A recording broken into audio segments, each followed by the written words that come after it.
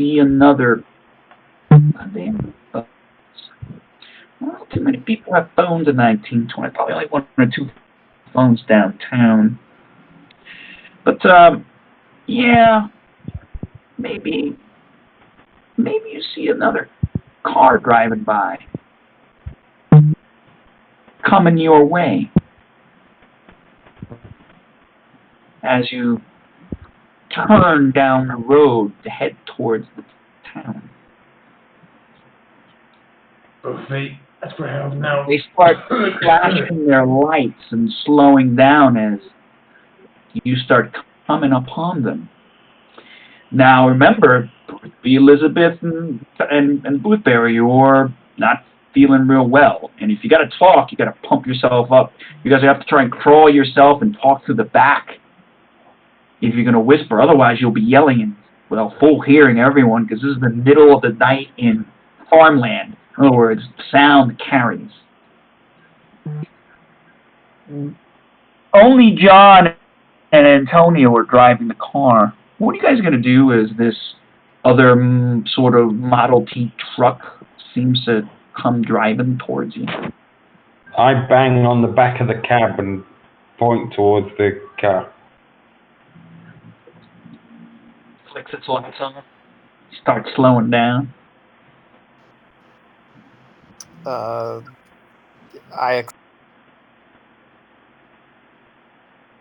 You accelerate. And you hear them kind of yelling, you know.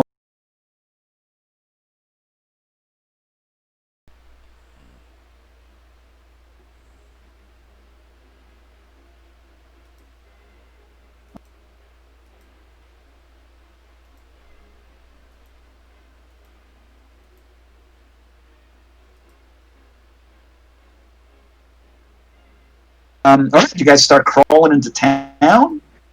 Yeah, I mean, it's quiet here. There's not a lot. You know, the town isn't very big. You know, just a couple of stores. Like I said, the church. Most people don't really live here. They live in their farmhouses, to be honest with you. This is just kind of a little commercial hub. What are you guys going to... All right, I mean, although you can just drive through. Right? You'll drive right through to get yourself over to Cleveland. Not Cleveland, my God. I'm sorry, Syracuse. God, Jesus, we're a pretty long way from Cleveland. Yeah. And no one wants to go to Cleveland, trust me. You don't want to go to Cleveland now. Cleveland was probably nicer in the 20s. Maybe. Will half a tank get us to Syracuse? No. You don't know. In a 1920s car, probably not. Actually, Antonio. Yeah. Antonio, roll your intelligence. My intelligence is 45. Well, 45. And Judge, I mean, Mars can roll his intelligence also. Yeah. So Rudolph, you're a clever guy. Both of you roll your intelligence.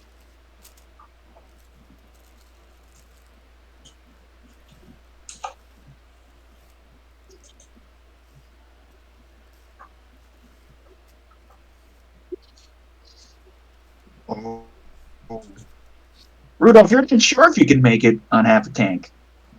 Maybe. But there's a gas station in the village, isn't there? Can we not just fill up there? You could. You gotta get the pumps working. I mean, do you say that in your half dying gas station as you hear Rudolph and that's exactly. It was as if I said it. Arguing with each other about whether or not they can get to they can make it.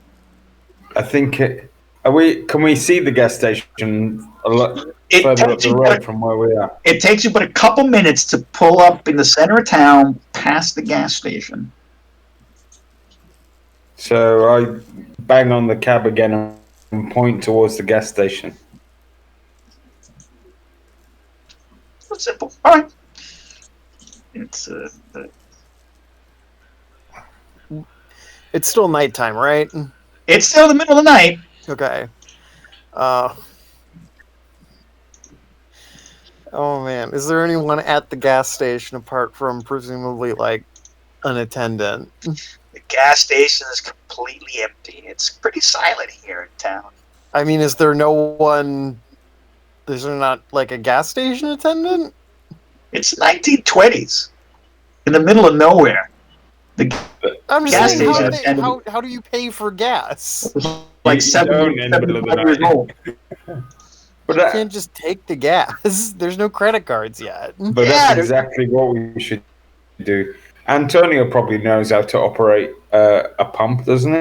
I should, yeah. Okay, then I pull up. Okay. So I go down. And, I should be. Do I I mean- need to make any check to like? Use the pump? Well, I have a feeling, and this is something I didn't really get a chance to look at this, but I have a feeling that somewhere somehow you gotta turn this puppy on. Might be a Puppy on? key or something somewhere. Yeah, it's kind of a colloquial. So you gotta turn the gas pump on. I thought that was automatic. I was like, can you? Okay. Well, I mean, I have a feeling that somehow In the they 20s, didn't, there must be a way. wouldn't it have been in a small village? Wouldn't it have been like a 40-gallon drum or something with a hand pump on top of it or something? I think so. I've got Yeah. images I'm about to post or whatever. Yeah, I mean, I'm looking at these old gas pumps. My problem is I didn't even get an opportunity to research, but I'm going to guess that somewhere, somehow, there must be a key or something to turn on the pump, right? Oh, Yeah, I mean, it's not some like super crappy, like super dangerous thing. At this point in the 1920s, I presume they would have gotten the right kind of vehicle. So what I'm going to ask you to do is, I'm going to need you to roll both a stealth check and a Oh. I need you to look at a two things. You're going to have to roll stealth, and you're going to have to roll your, I believe you've got like mechanical repair. Whichever you want. Yeah, mechanical. No, both. Both the repairs. Okay. Yeah. Okay. Let's start with the heavy one. Wow. The stealth That's- failed. No, Yeah. mechanical. Please don't fail me. Extreme success. Okay, great. Then we have electrical. It's a bit less. Yeah, no, we didn't need the electrical. It was just I was just looking at the mechanical and the stealth. So what happens is, I'm just gonna make this fast. You think that you've got to probably get a key or something from inside the store to get this guy working.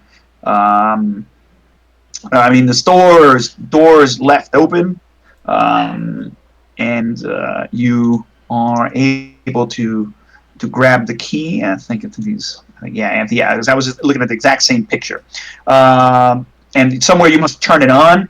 But unfortunately, like, you turn it on and it starts making some noise. You can hear the pump kind of clank, right, as the pressure goes on, and so you run over and you start filling a gas tank. So you got to turn it, but at that point, as you're filling a gas tank from the store, which is a little, it's a little simple gas station, right? These kind of. Actually, I'm gonna open this up. Copy image. I'm gonna say it looks like this. Somewhere inside that gas station, a light turns on. Wait, where's the picture? It's in the 1920s resources. So the gas station probably looks something. Yeah, it's in Discord. So it probably looks something like that. And so, guys, you all.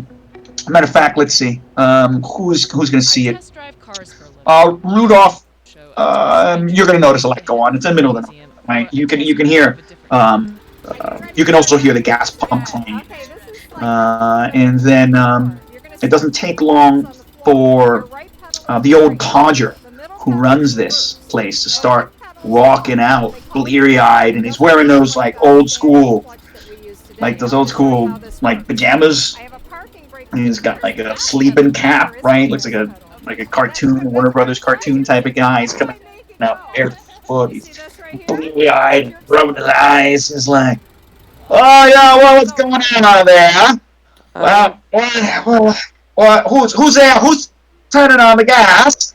Well, they you ain't got no right to be doing that. Who is that? Who is that over there? Huh? Oh, what are my glasses? What? Maggie McFadden? Well, that's your truck, I think. What is that? Is that you? And he starts walking towards all you guys. What are you gonna do? Antonio, get in the car. I get in the car. And we drive away. You ain't dying, Maggie. Hey, who is that? I keep the We key. drive away. Okay. Buy this later. You guys drive. I'm not trying to explain the like 6 nearly dead people in the back of this car. Guys, I still have the key. What do we do? And why we have a fine. dead woman's truck. Yeah, the guy's probably got a shotgun, hasn't he, somewhere? Oh, it's America. Everybody's got a shotgun. Eh? It's America. They give them out on your first birthday. Did you know that? No, I'm just kidding. I'm just kidding. What? No, of course, in rural, like in a place like that in the 1920s, yes. I mean, more than likely he's got a hunting rifle or something he would use for hunting or protection. Yeah, at least he's simple things like this. Yeah, I mean, everybody's especially in rural, some places like rural New York. I mean, everyone would have it because you go hunting. That's how you get food, plain and simple.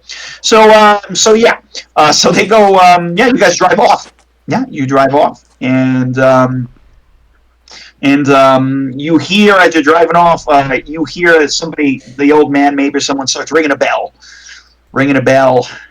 at that gas station. Oh, fuck. Did the cops Help. find us? Help! Army Rangers are taught to make tough decisions under pressure. That's why I picked up an enemy grenade and threw it away. And I'm And, waiting off you go. to hear that. Into the night. You guys hear that as you drive off into the night, and then you guys are just gonna drive for an hour or something. Eventually, anybody know what a hospital is? I think no. the Go ahead. guys in the speakeasy might know a special doctor, if you know what I mean, a doctor that doesn't ask too many questions. Well, that's interesting. Okay. So yeah, you guys drive through the pretty much empty night. I mean, this must be like 3-4 in the morning in Syracuse. There's, nobody's out and about in this kind of. The speakeasy is I wouldn't call the it only middle of- place open. And probably, or yeah, you guys drive up. You know where it is. So make sure you guys drive up, and you get to where the speakeasy is. You park your car nearby, and you guys can sort of drag your ways out and try and get there. Go ahead. How is this going to happen? Tell me. Elizabeth, have you got cash? I always got cash, honey. Do you think you can make it up those stairs? No. Give me your cash. You can't make it up those stairs either, son. Booby, can you make it up those stairs? Probably you not. guys are really falling apart. Like, you guys are really freaking hurt. Rudolph, go and wave this cash in the face of the doorman and tell her that really swanky broad he saw last night. No, it wasn't last night. Was it the night before last? I don't know. It probably was only last night, wasn't it? The last line before. I say, Mr. Booby, don't you remember that the Dole Man requires the phrasing of a nonsense word? Yeah. The password I remember quite clearly was Mrs. McMuffin.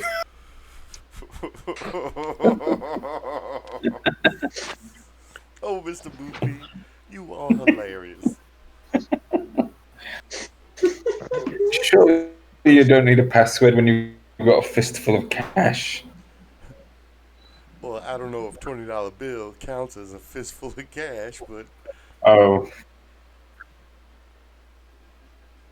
man. I'm not gonna give you my entire purse, Mr. Boothby.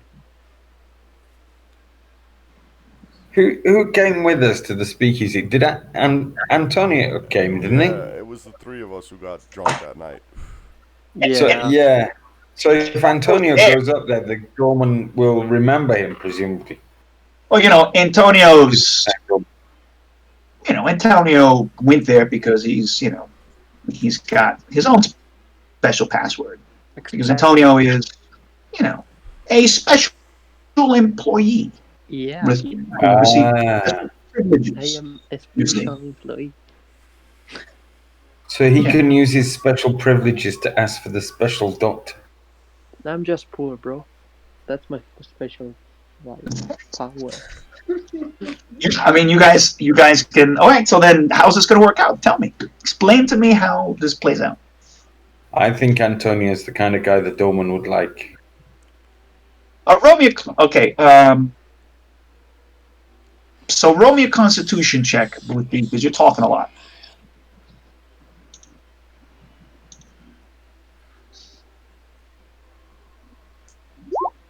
Okay, Boothby, good. You're, you Oh know, you, yes, you, get you, it. the blood's dripping off down your arm as your forearm's torn apart from the dog.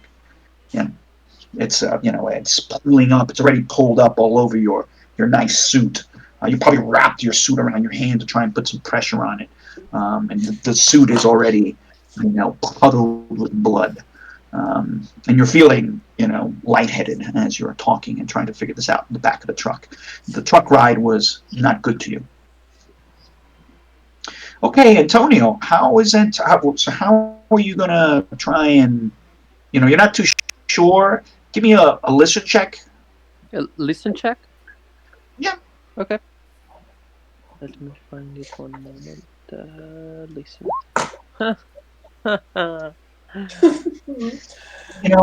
You don't if you hear any music or any noise. You're not sure what's going on.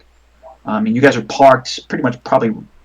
I mean, you can be parked in front of the speakeasy. I've just a small question before I continue. Since I Yeah. spent like all day going around like Syracuse when we first arrived, um, do I recall any? I don't know, maybe advertisement about doctors or stuff like that, or You probably saw a bunch of. Yeah, I mean, if you were to take the time to explore Syracuse, I'm gonna say you would have passed possibly a hospital at some point. So there's probably I mean, Syracuse is big, but it's not that big. We're downtown. There's probably a hospital you pass by. Hmm. Um, But we're I mean, looking there's for a private yeah. I mean, yeah. doctors' clinics, but it's 4 in the morning. Okay. Um, Okay. I mean, do you know exactly where there are doctors? That's a little hard to say. Did you see maybe some advertisements for dentists and for all sorts of things? Yeah, probably. You might have seen an advertisement for a doctor with a number. Do you remember the address? I I mean, did doubt. you see a big thing that said "Doctor's here" and flashing lights? No. But you Okay. remember that there was a hospital. Okay. Yes, but that's not what we want. Okay. So. I mean, yes, you guys are right. Like by the speakeasy. I mean, remember the speakeasy is above what's essentially an Italian delicatessen. The Italian delicatessen's closed. The lights are off. The door is barred, and you have this external, essentially fire escape with an extra set of stairs that goes along the side of the building up to the second floor, which is how you get to the speakeasy. Yes. So I can imagine you guys are actually parked in the alley. You're probably parked in the alley in between the buildings with the access to the speakeasy. Let's just say that. okay. So I should go there and ask for like a private doctor or something. Is that what you guys want me to do? Like a doctor that doesn't go around saying, "Oh, like how did these people die?" Basically. or why do you have a gunshot wound, and why do you have stab wounds? What is Okay. the current number? Doctors that don't ask questions. Okay. Okay. All right. Let's try. Um, I try to go to the speakeasy, then to the speakeasy store, and yeah, I don't know. I try to knock, seeing if someone is awake to hear me. All right. You knock once. You knock twice. Nothing. Guys, I think they're sleeping. You What kind of speakeasy is this? I mean, it's okay. I mean, you can you give me a listen check? Again? Maybe it got raided. That's okay. Just give me a listen check. Man, you're terrible. Yeah. All right. You're like yelling down, like, "Hi guys, I think that there's nothing there." And then you know, you're surprised by this. You hear the scrape of metal against metal, and then you turn around, and there's a barrel of a gun pointed out the door towards you on this Oh, metal landing. hey, sorry. I like raise my hands, like we're just here, like to ask kind of for help. Who the fuck are you? Huh? Mm, uh, I, um, can I say like the magic word? Yeah, you can say the magic word. You can say the magic word. I whisper a bit the magic word so that like you can hear it, but like Hang on. Let me I don't write down the yell it, magic you word. know. So, Antonio, what do you think the magic word would be for someone who's, friendly with the people who own this place? Don't kill me, What do you please. think it would be? You can make it up. I got money. I don't know. That's a good one. That's a good one.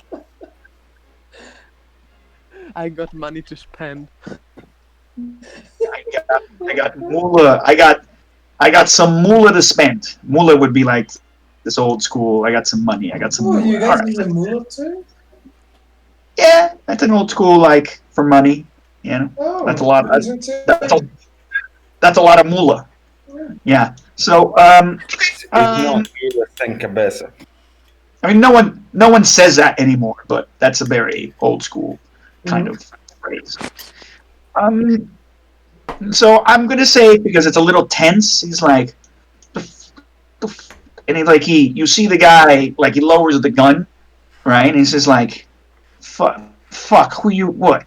Ah, you're that fucking kid who Yeah. fixed the fucking car. What are you doing here, man? Um. The hell with the fucking poker games going on? We're closed now. What is it? I'm sorry. We need like a doctor, but like one of those that doesn't ask question. Uh, like I can give you money for the information. We really need this, please. And like I don't know. I reach for like my pocket money and start taking out some money, the few that I can give. All right. So, do you think this role would be a intimidate role, No, a no, fast no. talk, I'm or a like scared. persuade? He's the one with like the gun. Yeah, he is. He is. So, yeah, you're pretty frightened. So, are you trying to persuade him, perhaps? It's a plea, I, Jack. I'm trying to create pity in him. I just want him to feel pity for me. I don't know. Okay, just roll me a persuade check. I'm bad at this. Why am I facing this? Where is persuasion? I cannot. At the top, it's above pilot skills. Um. Oh yeah. Yeah, I'm terrible. Okay, it's fine. And it's not a big deal. Nothing wrong happens. He's like, fucking shit, kid. Fuck, man. What the fuck are you doing? What the hell's fuck? And he's like, he looks and he's like, and he opens the door and he's like, fucking, he's like, he yells out. You hear him yell out something. He's like, but we got a fucking visitor, guys. Fucking, yeah. Don't worry about it. It's that fucking kid. Oh, they remember And he me. opens and he opens the door, and he's like, all right, you don't look like, he's got his gun out, like, you don't fucking look hurt. And then he looks past you, and he's like, oh, whoa. Who the fuck is that? That who? And I look. Who's he looking at? And he's pointing with his gun towards the truck. Oh, yeah, those are the people that are injured. I give him a They're little wave. bleeding heavily. That they are gonna die if like. Oh, for fuck's sake! You fucking Goomba! All right, shit. It's gonna be a fucking this. I don't know. The boss isn't gonna fucking like this kid. I think you're gonna have a fucking problem. You better fucking pull that truck in fucking further back in the fucking alley and get up here. Yes. Fuck. Yes. Let me go tell them, and like, I go down and tell like the group. I think they're gonna help us, but like they want money, I think, and then they want you to not like stay in front of the door with the truck. You know. I tell you. Hide my badge. Someplace they will not find the car. Yes, they just want it just a bit back in the alley, not too far away. They are going to search the car. Hide my gadget. Take it and hide really well. Oh fuck. Leave it in the street if you need it, and a later we can retrieve it later. But don't let them fucking see that I'm a cop. I don't want to do this. I'm not good The at worst this thing seeing stuff. guy's face. I'm a mechanic. I don't know where to hide it. Below the car, between the engines. Someplace. In the engine, it will burn. Okay, below something that probably has a... Oh, I have the You know what? place. Just throw the trash. I Throw have the the trash. place. It is going to be very dirty, though. Dirt is not a problem right now, dude. Dirt is really not a problem right now. Master, do you think that What's like taking you guys so fucking long? People already. Fucking shit. Get in the car. We think that being the way. Hey, Rudy, you think you could carry me up there, honey? wait, what? I asked Rudy No, to carry me. I didn't hear. I asked Rudy to carry me.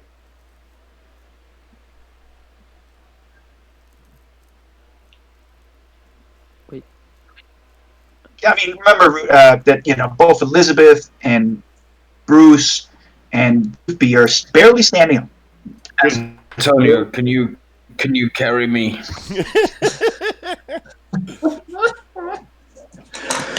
I guess. Yes.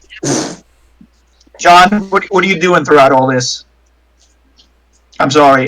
What is Marsh doing throughout all this? What's Rudolph doing?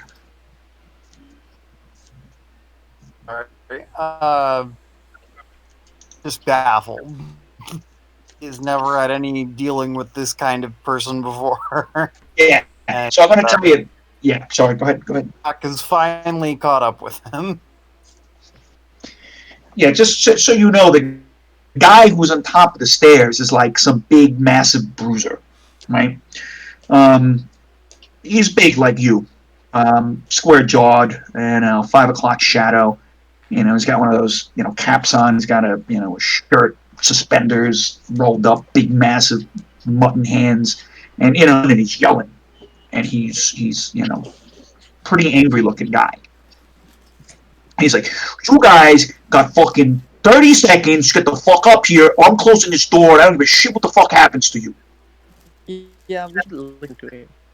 I start moving a little bit faster. I'm gonna start counting. 30, 29,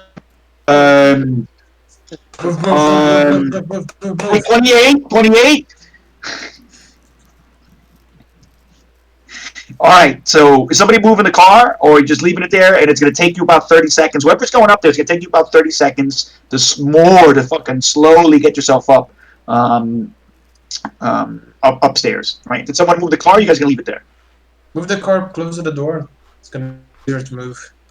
3 almost dead people. That's fucking far away from the fucking street. I don't want no cops seeing that shit. Where was I? 20. I got to start again. 30. Take the 29. car. Take the car to the door. Take the car to the door. 28. Okay, let's take the car to the door. 28. Really put the car in the alley. 22. 22. 21. 20. 29, 27, 34, 43. 40, 40, 41. He's like, oh, what? Oh, hey, oh, damn it, no, I lost my count here. Oh, hey, I remember you. You're that pretty lady from the south. Oh, all right, yeah. Oh, you, come on. Come inside. Oh, you're bringing that fucking fatty. Okay. Oh, look, all right, I'm gonna come help you. Gee, fuck, I lost my count anyway. Sorry. And he comes and he puts his big palooka hands around your waist and tries to help you up the stairs. Why, thank you, Okay. Kai, is there any way that can kind of... Is there any public trash on site? Yeah, I mean, the fucking alleyway's full of fucking garbage bags. And, Okay, I'm gonna place I'm gonna throw my badge behind one of this the Sphinx. Yeah, whatever. If I can place it instead of throwing without being noticed, would it be better? You could if you were successful on your stealth check. Stealth? Yeah. Your stealth is going to be a disadvantage because you technically should be dead. Okay. Hey, you know what? Can't This get is any worse bad. than that. It's like, hey, More than that. and while the bigger guy is taking care of Elizabeth, already there's another tall, skinny guy who's come out. He's taller. He's not quite as tall, I should say. Actually, he's thinner. His defense. Right? Got a little pencil mustache.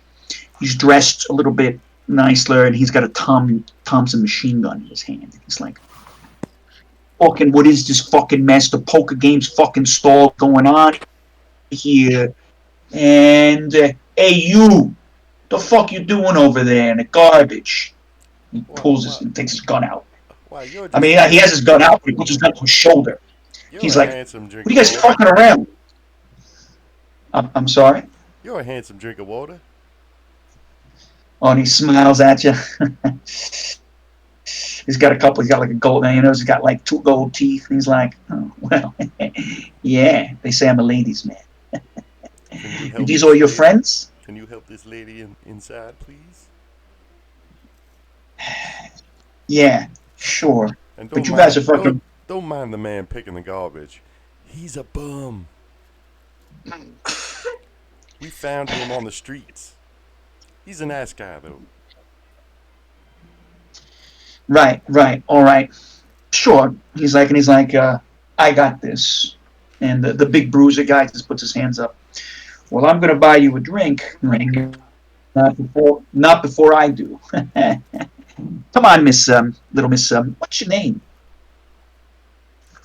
My name is Walter Steen. Beth Sure. Walter Steen. Why don't you reach into my pocket? Walter Steen. What was the first name? Beth Walter Steen. Well, Beth, why don't you reach into my pocket there? I got a nice cigarette case for us. I say, why, certainly. And I start coughing, and I cough up blood into my hand, and then I go to reach for, like, his pocket. Like, obviously, like, there's blood, like, coming from my mouth. Like, oh. Yeah, he's like, oh, hey, all right. Oh, okay, all right. Let's take care of you first. Why don't you fucking light Christ, that up? holy shit. Why don't you light that up for me? Yeah, sure. Come on. And he's gonna go inside and put his gun down a little bit further down the hallway and grab a cigarette while you're semi-fallen. All right. So, okay. Let's say you guys all get upstairs. Yeah, Can I just say somebody moves the car a little I further can move it. when you guys? Yeah. By the time you're the last person to come in, and so the big bruiser guy, he looms over you. Right? He's like a foot taller than you are, right? And he still has like the revolver in his hand, and he's like talking, with the gun.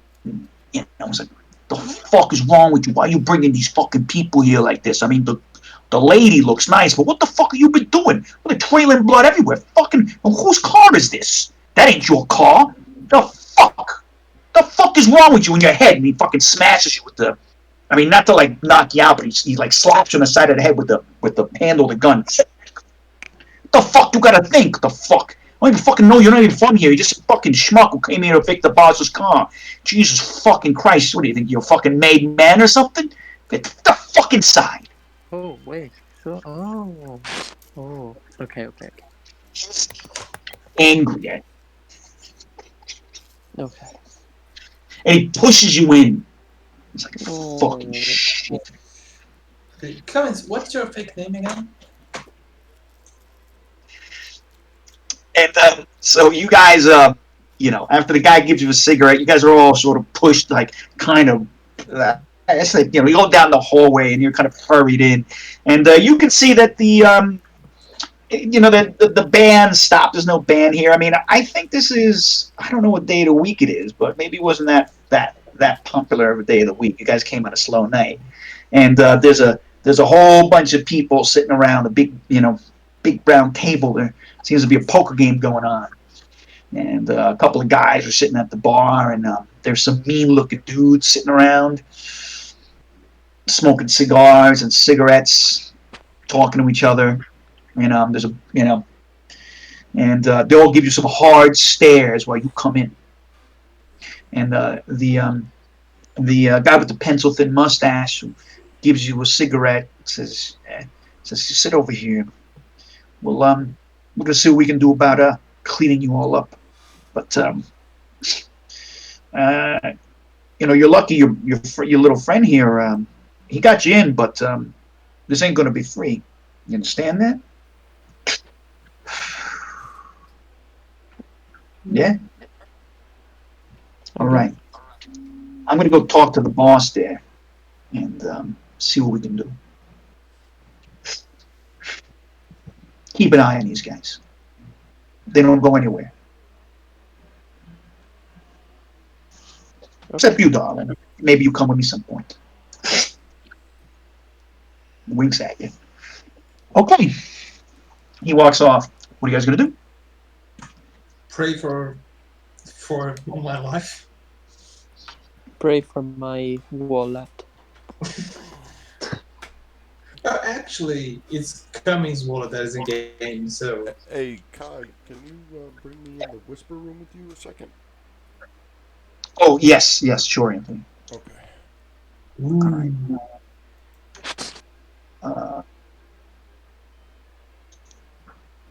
Hey, so I just want to, make sure I don't, metagame so I understand how much money she possibly have walked out of the house with, all right? So how much money did it cost for me would I have estimated it would have cost for the room at the Astoria and the clothing? Oh, that would have been, man, that's a fucking whole lot of money. And the phone bill, Yeah. $300-$400? Yeah. Okay, so she probably would have walked out of the house with $1,000. And so she's probably got about $600 on her. Okay. Now, I said I was going to pay the cab driver, but I don't think that transaction ever happened, right? Didn't you pay? I think you paid something to. Like, were you going to pay half? I think I gave him maybe $60. Yeah. So I was probably nice. got about $540. Okay. Okay. All right. Cool. Yeah. This is something. I mean, I think you brought in on the show. Of course, this is all counterfeit cashola. Well, remember when I was on my way to the Waldorf, I was laundering it. Like I would buy like something here, get some change for that. Oh, You know. right. Yeah, yeah. So this is okay. You're right. You're right. I forgot. So you've actually got some non-laundered cash Yeah, on you. yeah. I've got some I clean mean, money. I'm not laundered. Clean money. I meant Yeah, non-counterfeit. I meant not non-laundered. Sorry, yeah, non-counterfeit. Okay. yeah. Yeah. Because that's otherwise there may be a probability that these sharks notice something unusual. But okay, Yeah, yeah, that's cool. okay, cool. All right. But I have Uh, 16 stuff, so that's why I use stuff. But as I say, So you're all the there. big guy, gentlemen. Hi. Yeah. So the big bruiser sort of walks over to the bar, right? He calls over the bartender who's still there. Who's an older African American man, and he's like, "Hey, Doc, and give me a double whiskey." He puts his gun in his holster and he turns around. He's looking at all of you guys with a hard stare. You see that the other guy was not quite as tall and thinner with the pencil mustache. He walks over to the table. You see him. He bends over to a guy who's got his back to you on the table. He's seems to be kind of portly, maybe not quite as fat as Boothby, but not quite that fit. But in a big dark suit, Andy, slick back black hair. He turns around. You see him smoking a cigar. He looks at you guys. You see him exchange some kind of conversation. It's too far away. You can't hear. There's still a lot of talking. Somewhere, someone's playing a Victorola, some music. They were And, bored. and, So start playing. and is it anybody going to do anything, or are you just going to just sit there and watch, just making sure? Watch. Just gonna watch. Watch. Okay. So the tall, thin man. Again, the tallish, thin guy with the mustache, who's dressed in a suit tonight, comes over. So your name's Tony or something, right? Yeah. He's pointing at you, Tony. Yeah. Yes, sir. Well, the boss is pretty happy with what you did with the car, and of course, Thanks God.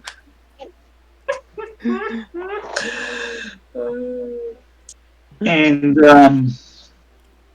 we paid you a courtesy the other night, let you in and all.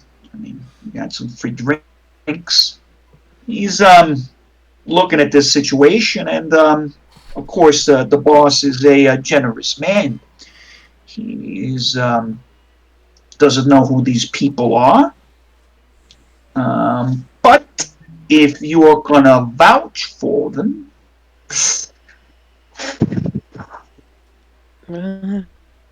he blows a smoke towards you. Yes. I vouch. I vouch. Yes. Then these friends of yours can take the benefit of some of our, let's say, other Company. services. Yeah, services. Company court. Oh, So he bends down towards you. He's like, when he blows smoke in your face, he's like, so I don't know who these people are. What the hell you're doing with them? But I hope this doesn't bring on any heat. No. It will not. It will not. Yeah. Okay. Well, yeah, we're gonna get a doctor here, but this stuff isn't free, Antonio.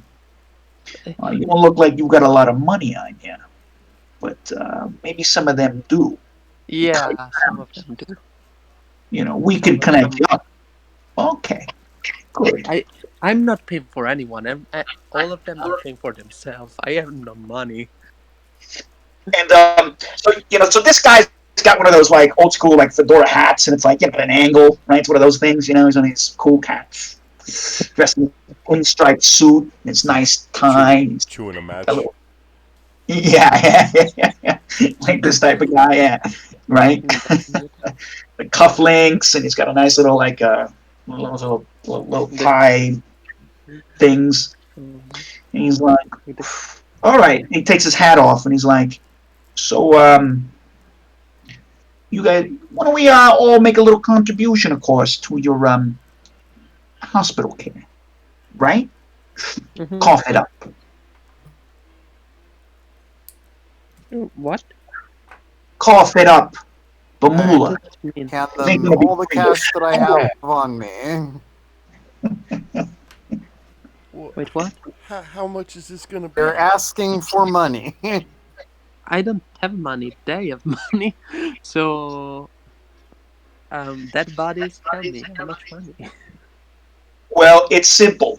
If the boss likes what he sees, then how much money you give is basically going to tell us what kind of service you're going to get.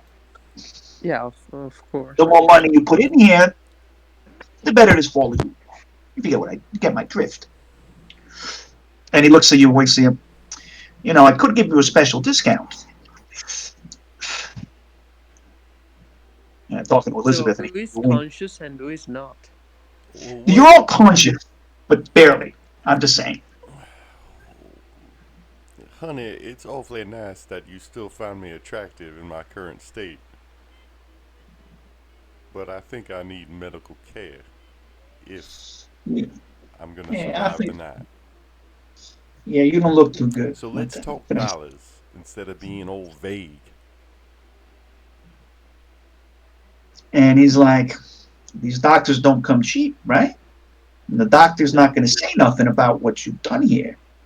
And all of you look like there's one of you, there's two of you, there's three of you, there's four of you, there's five of you.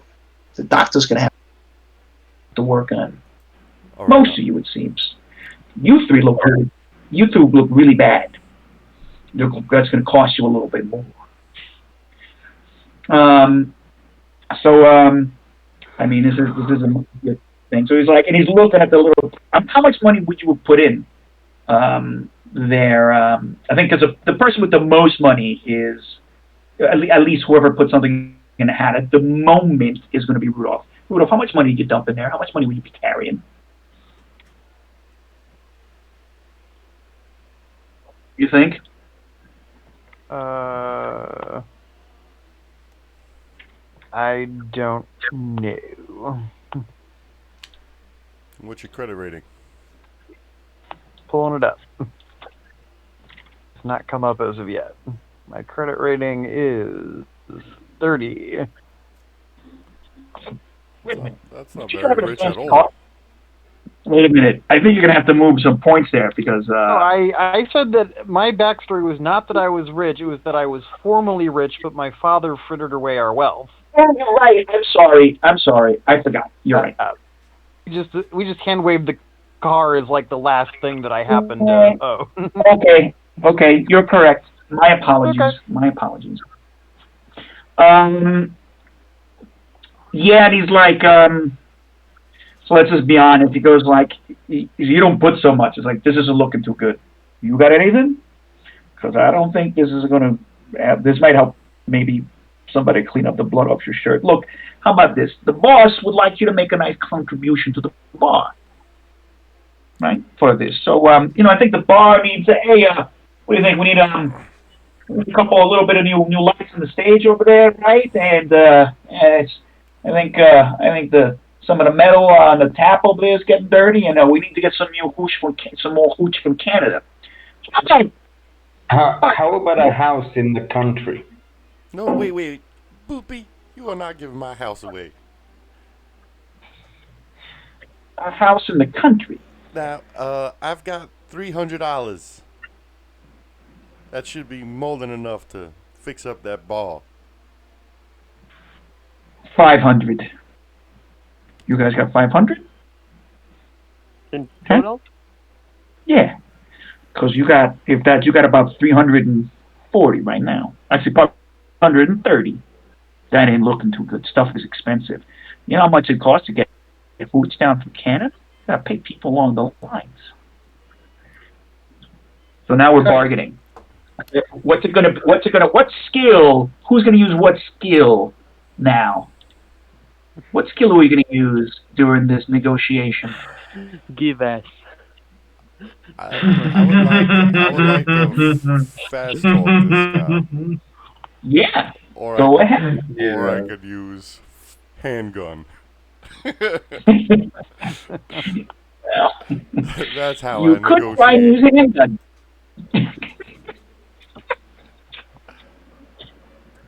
All right, Which one are you gonna use, Elizabeth? fast talk. Is anybody better than me at fast talk? I would say I'm 5.5 out of 10 at fast talk. Okay. I don't want to flex, but I'm 5. Okay. All right. I'm gonna say that we are due a little money, but we need the medical care so we can get to the meeting. We'll make it $600 if they accept the 300 now, and then 300 within a couple weeks. Oh no.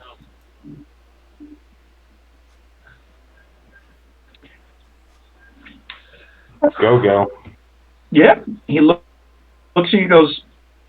He looks over Antonio. Antonio, Tony puts his hand on your shoulders. It's like, you know, this. I don't know how you ended up walking around with this beautiful woman, but she's pretty clever too. So, Antonio, yeah. So you're gonna vouch for this, right? We're gonna get the rest of the money, right? We're gonna make sure we put get the rest of the money, right? we put a call down to your boss at the shop. Make sure he knows about all this. Is that all right? Is that all Tony? right, Elizabeth? Of course. I'm not. Okay, Elizabeth. And Of course, it's an of course. and the guy, like, he puts his hands on your shoulder, and he's like, and he squeezes a little bit hard. It's a little bit uncomfortable because we don't want to break our word here, right, Tony? We don't want to make the boss mad, right, Tony? Yeah, I don't want. I want my head on my shoulders, you know. Yeah, I get it. He does when he's like he pats you on the fucking face. He's like a little hard. He's like, good, Tony, good. But yeah. Kai, can I like ask the big guy, like, sir, can you bring me to the kitchen so I can get a glass of water? Let's see you. Oh, I could just get a glass of water for you. Hey, Doc. The lady over here, she needs a glass of water. Yeah.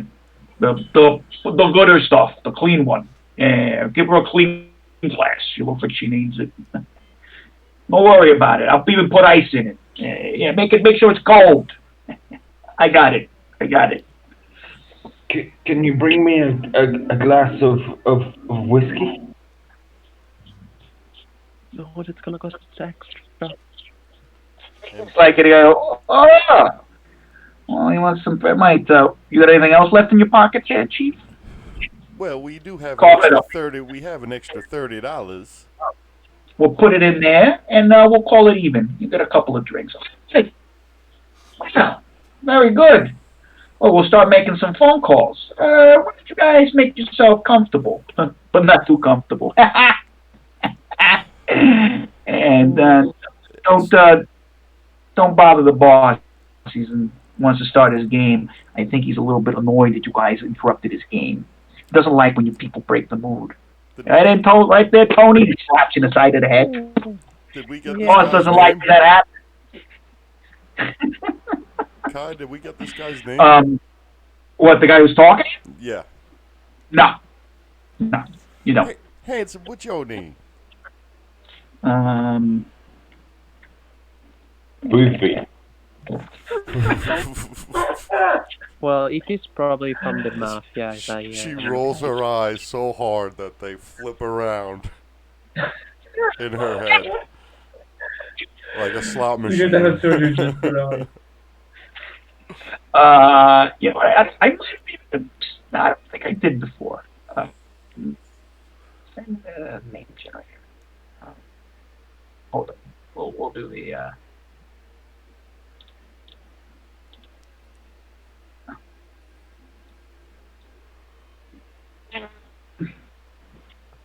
The name's Freddy.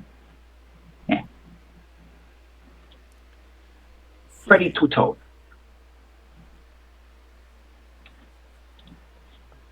Freddy, is that doctor arriving anytime soon? Oh, we're gonna expect a call out. He won't take long. Don't worry about it. You just sit tight there, and he gives you a cigarette. And he lights it for you with a take a really fancy, cigarette case over nicely carved, nice fancy, I just imagine every time I inhale and exhale, like cigarette smoke is coming from my wounds and shit, you know? Like fucking Beetlejuice. And he's like, "Hey, Doc, a round of whiskey for these people. That'll ease the pain." All right. Well, you all stay good there. Doc will be coming soon. Yeah, all right.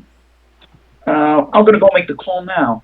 Don't you worry, I promise. Antonio, and he slapped you in the side of the head again. Yeah. Yeah, we got it. We got it. Good.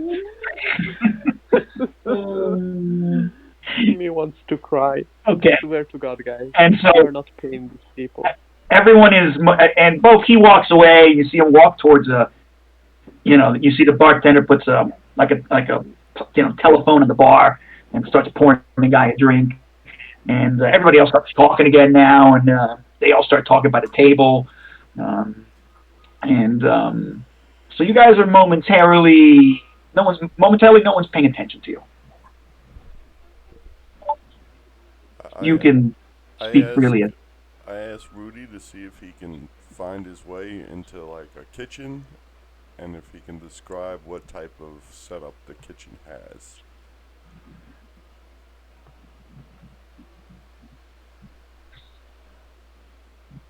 If you could sneak away, darling.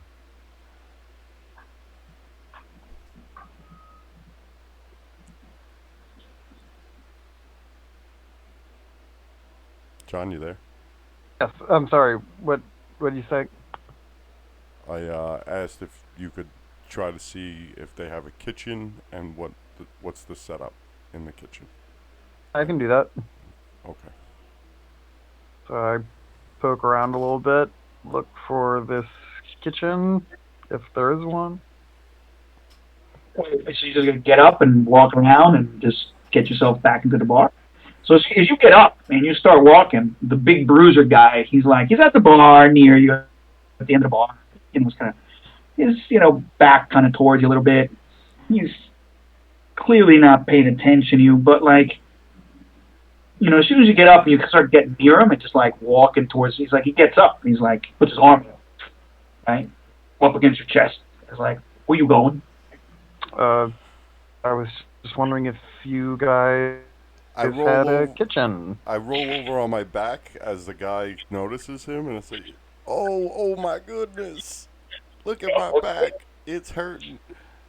Someone, okay, that's gonna be a fast talk from you, and that's gonna be some kind of fucking fast talk at disadvantage from you, John. You told him you wanted to go to the kitchen. He's like, "The fuck you go to the kitchen for?" Yep.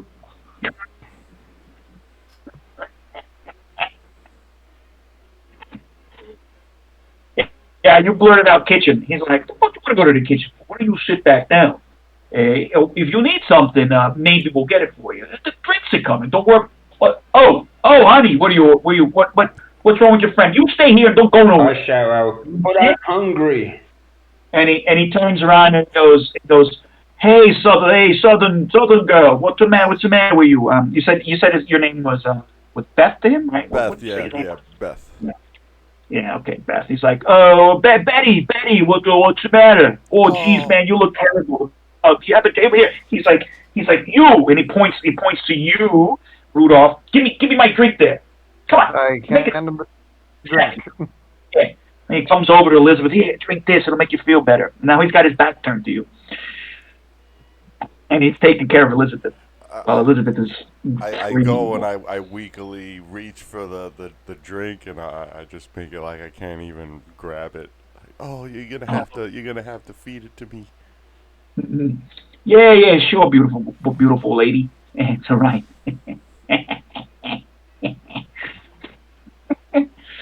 So he's momentarily distracted. Oh, geez. Not good at being sneaky. I was not the person to ask to do this. Well, You're the only one who's really nobody's paying attention to.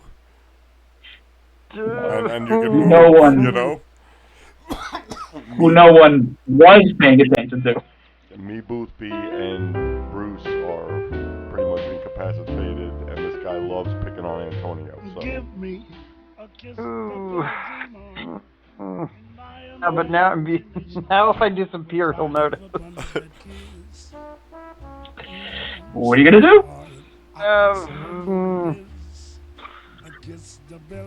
I only got 2 hit points left, man. I'm staying safe. That's fine. You can. So he feeds you the whiskey. It goes down burning. Elizabeth, the cigarette and the whiskey will make you feel better. Right. I assure you. So I ask him. I ask him to give me a kiss on the cheek. And he's like, sure. Well, hey, you like playing, don't you? And then I'm gonna ask him, how did y'all have one of them new fancy gas stoves that you can just cook your meals with instant flame? I think so. This place is pretty nice, you know. The boss fixed it up real good. Top of the line, everything. Yeah. And the boss stays here with the whole crew?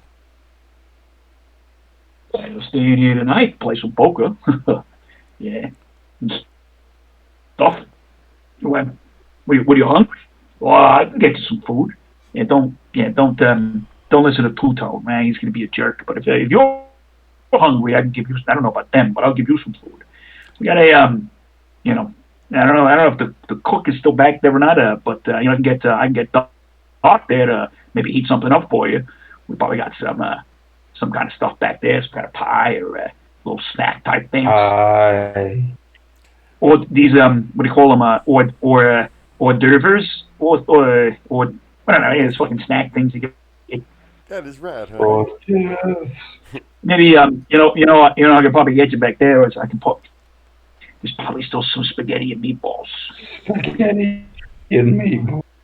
Oh, if you would be so kind, then it's just to feed all my friends out here. You know, I understand that you want to just give me everything, but I don't need to eat that much.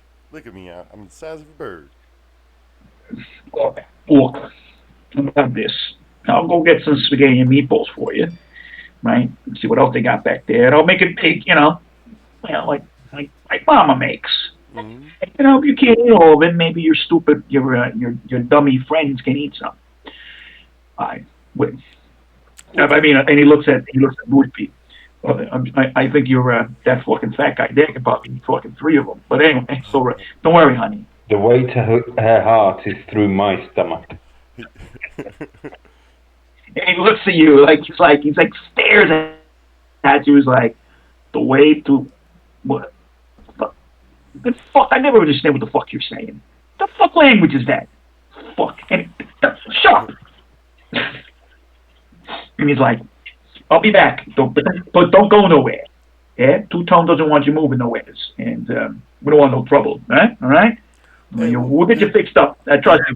Do you need an assistant? Because my big friend over there, he's a world-class chef.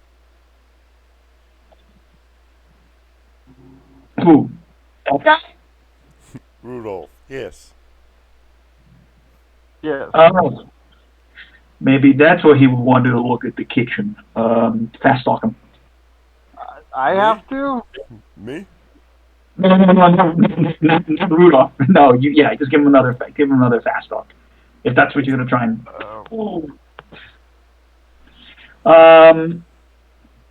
He's like, Could it be I don't know. I an don't think. advantage? Because he's kind of into me? I don't know.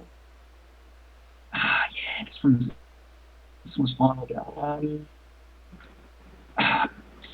He's like, okay. He's like, I don't think the boss is gonna like if I bring one of you guys back there. You know, it's fucking scared. I don't know if I should do that. It'll cause trouble. What are you gonna say to that? If it's good, maybe we'll get a bonus. What do you think? Yeah, but it would really, really, really be good for both of us if you would just let him see it. And I wink at him. And he's like, all right, try and get a bonus. God damn it! He's like, I wink with like my eyes filled with blood. You know, it's like one of those eyes that's got the blood vessel popped in it. You know. yeah, he's like, don't do that. I think you're gonna hurt yourself more. Oh. Yeah, when you're fixed up, we'll talk more about this. And he's like, he like kisses your hand. He's like, hey, so this is the movies. All right. Well, look, I'm sorry. I can't let the guy go there back there. But I'm gonna go get you the food anyways. All right. Okay. And he gets up. He's like, and he comes over and he stares at you. He's like, sit back, fucking down. Gladly. And I do. So if you guys don't do anything too crazy, eventually there's a doctor comes. He, the big guy will be out by the door and looking. He'll be down the hallway, and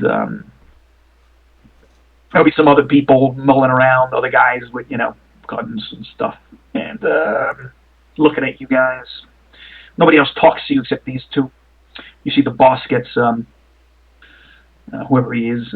He gets excited a bunch of times. Starts talking in Italian. Luck check, Antonio, to see if you know that dialect. Oh, come Huh? on. Huh? Come on. Right? Because there's lots of different dialects in Italy, right? So maybe you don't put that well. Depends how heavy it is spoken, because it's not like Spain. We can understand what someone is saying, Okay. but depends how strong it is the dialect. Let me do Maybe. this. So what would it be instead of Oh, that? come on. It's what part of Italy do you come I'm from? Well, from does Antonio? Okay, from- so what would be a reasonable accent that would be hard for you to? That would be hard for someone to. Probably either from the north or Sardinia or center, Roman, Rome accent. Not accent, it's Rome dialect. Okay. So how about it's maybe Sardinian? Maybe you even recognize it. That's fine. Because Sardinia is its particular dialect. It's fine. Yeah. So you kind of you just can't quite get what the guy's saying. Then he's laughing, right? So let's just say that, just for the sake of atmosphere. Okay. And you can see that the guys around the table, they're pointing at you guys, laughing. The guy turns around like halfway in his chair. He's gesticulating with a cigar back towards you, and he's smoking and this happens. And eventually a very harried, bleary-eyed man in a suit, small man, glasses, kind of a thinning gray hair, mustache. He comes in and he's makes us, he's kind of complaining about how things told him in the night, what the heck's going on, and again, you guys are very close to the entry because the entry's got a hallway and then it comes into the speakeasy, and he sees all of you and was like, oh, puts his hands up in the air, puts his black doctor's bag in, and goes, who's first? And yeah. And so what's going to happen is you guys are all going to get medical rolls, right? And basically, let's just say the medicine check's going to be successful. And I think some of you already recovered. I think you already recovered your medicine check last time, I believe, right? Didn't you guys roll for the medicine check recovery? It was first aid because nobody was good enough for medicine. Okay. Right? Okay, so let's check the rules again real quick. Is that what it was? I could have sworn... it doesn't. Let me see. I think everybody's first aid was like. I think everybody's medicine is 5, because nobody has medicine, so that nobody fucking rolled under a 5. I've got 1. Yeah. Oh, 1. All right. Yeah. So there's no way for anybody to pass that. Yeah, no one had medicine. Here's where medicine.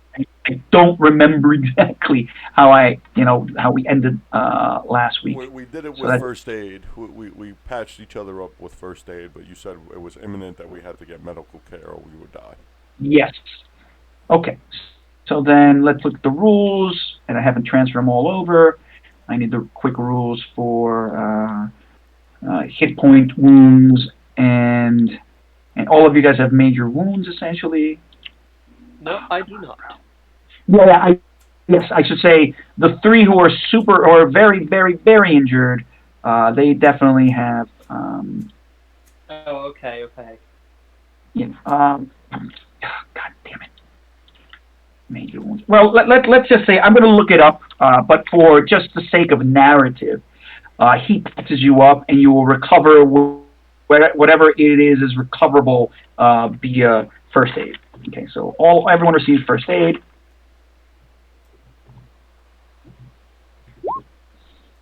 Okay, so the doctor works on you guys for at least an hour, all you stitching you up, throwing alcohol and hydrogen peroxide on your wounds. You scream, you yell.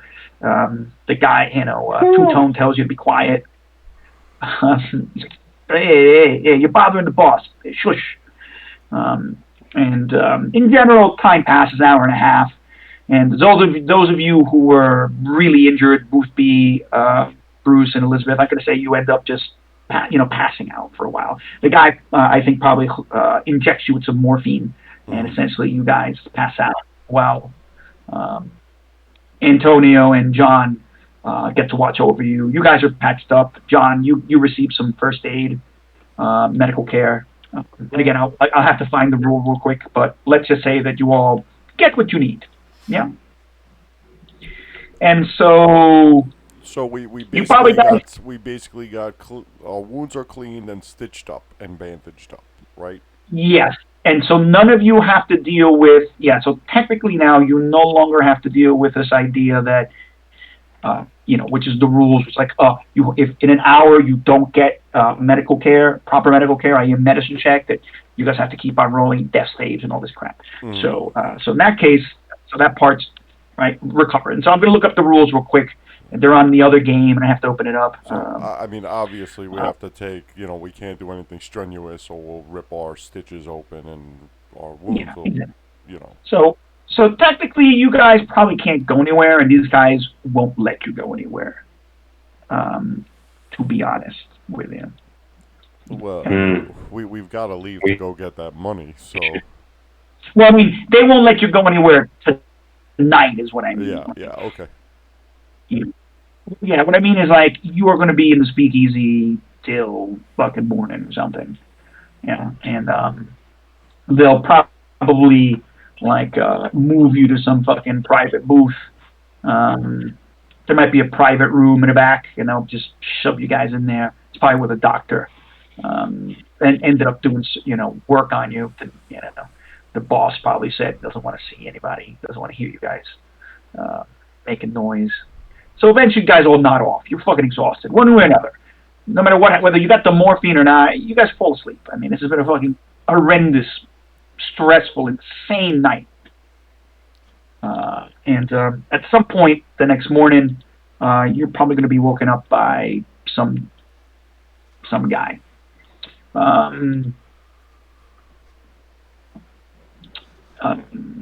Maybe let's say Two-Tone is definitely there. Freddy Two-Tone.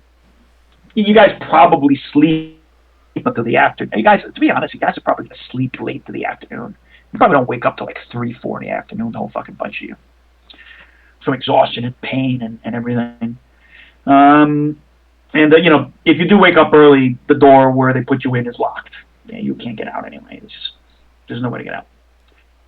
So then, Two-Tone will open up the door, and he'll be like, well, I hope you guys enjoyed the courtesy of Hotel Le Chic. But I think it's time for all of you guys to all go. Unless, Beth, you want to stick around.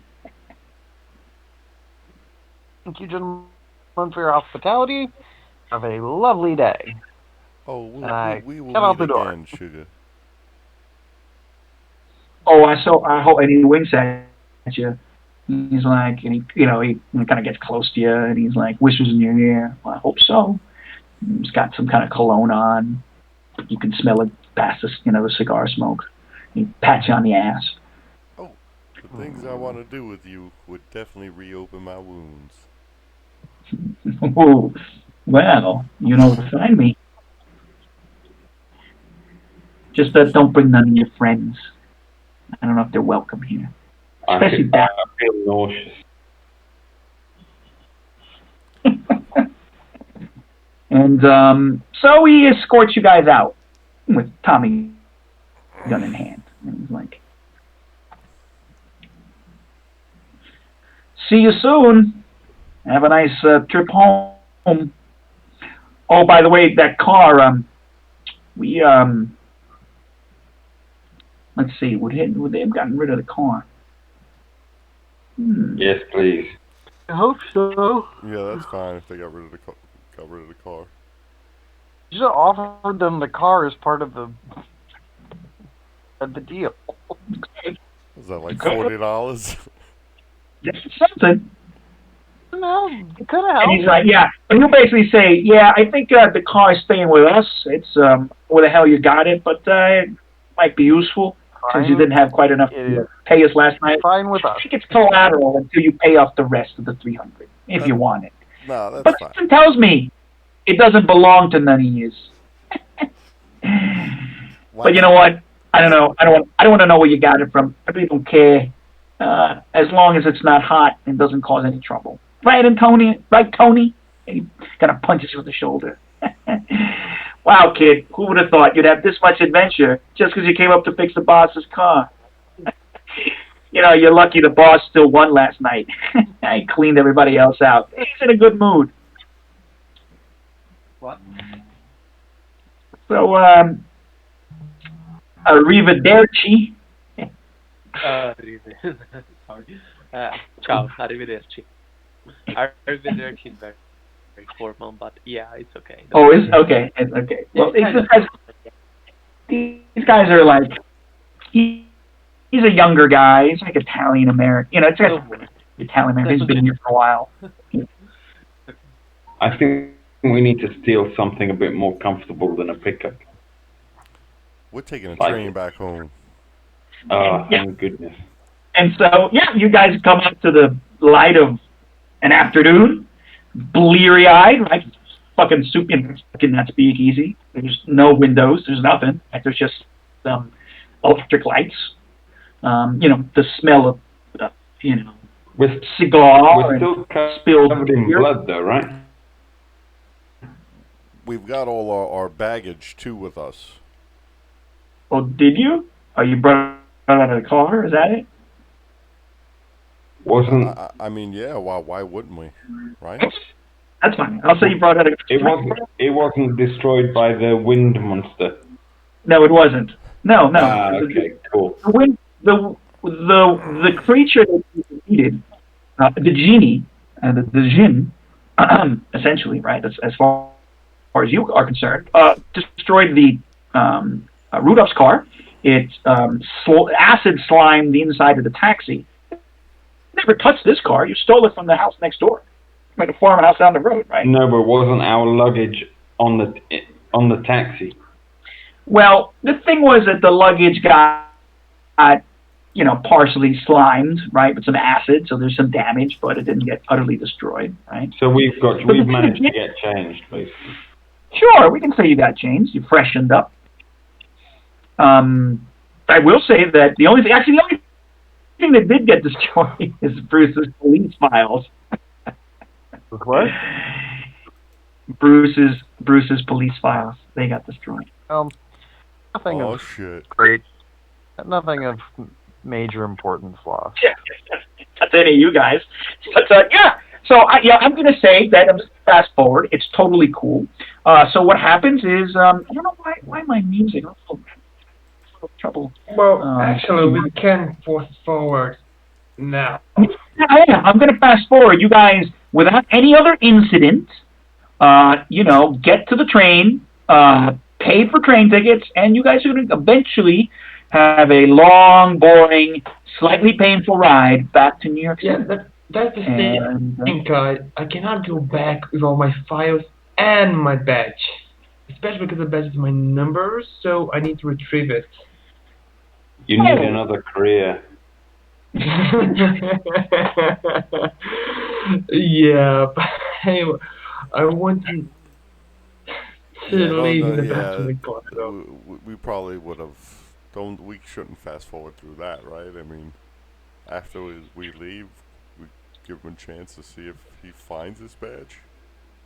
Yeah, you can try and find your badge now, wherever you kind of stumbled, put it in the dark. Hopefully the garbage men didn't take it away or whatever. Excellent. So roll me your spot hidden check, because you did it all in the dark. Hey, Kai, you see the resources? I found it. Okay, you found it. It's covered in, oh yeah, cool. Oh, thanks, that's awesome. No, it's covered in garbage line. It's but okay, you now get I it. can fast forward. No, feel. Sure. Yeah, all right, so I'm just going to, oh yeah, cool, yeah. I probably have something with prices somewhere in one of my mini PDFs. I probably should have looked it up, but whatever the price is. Yeah, so you are eventually going to get back to New York, train ride. It takes several hours. You end up back at Grand Central Station. And it may be that probably for part of the ride, you might not even talk to each other, considering everything that's just happened and everything you've just seen, and the fact that, of course, I don't know if Elizabeth Cumming even showed you whatever this Egyptian artifact was yet. Rudolph and Antonio, and Antonio, this definitely didn't go the way you wanted it to. So how long is the trade ride from Syracuse to New York City? It's got to be hours. I'm going to say it's probably like 6 hours. 6, okay. Yeah, at least 6 hours. It's a long trip.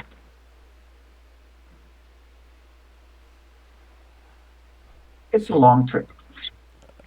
What time of day would we be arriving? Oh, you arrive at night because you guys didn't wake up till past noon. Like I'd say at least 2 o'clock, 3 o'clock. So by the time you guys get there, get off and stuff. It's probably 10 o'clock at night.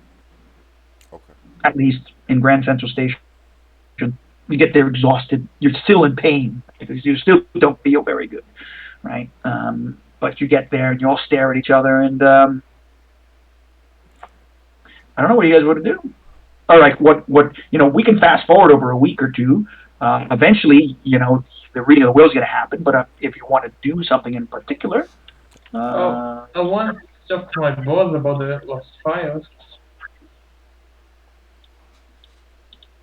well, I mean, I just mean the moment that you guys get to the actual train station. If not, you guys will bid each other goodbye and stay in contact how you wish. I just mean it's 10 o'clock at night. You guys have wearily just stepped off the train. The train platform is still full of steam from the train as you get off.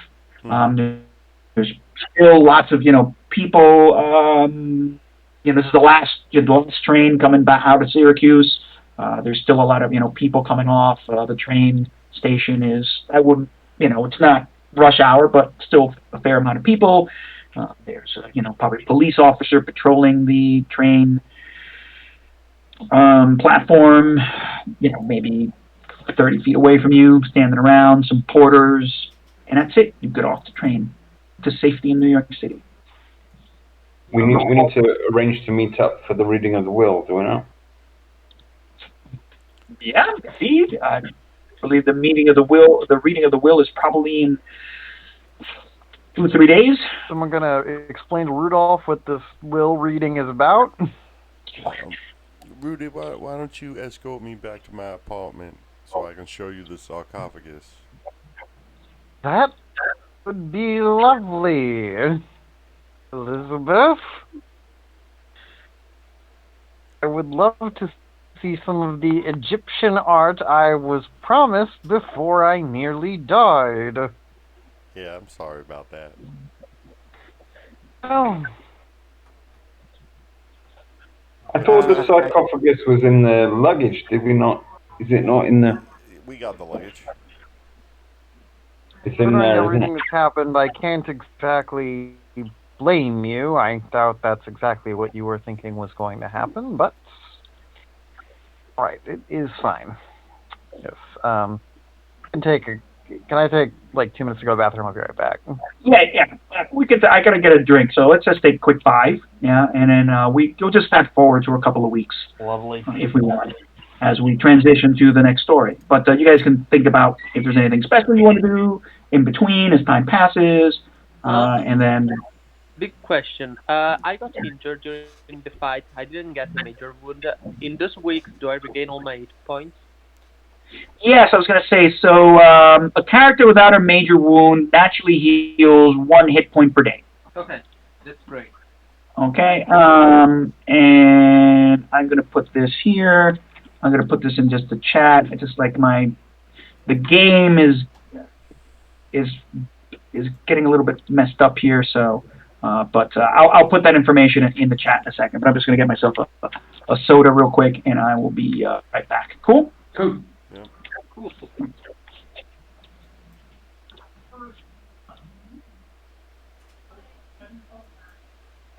Oh man, let me in on what I was planning to do to those mafia guys before Kai comes back. Elizabeth will pay back, right? Oh yeah, but Those I was planning on turning on the gas, banging the one dude, and then just lighting a cigarette and leaving it lit in the kitchen and walking out. Oh, sure. That would fucking out a lot.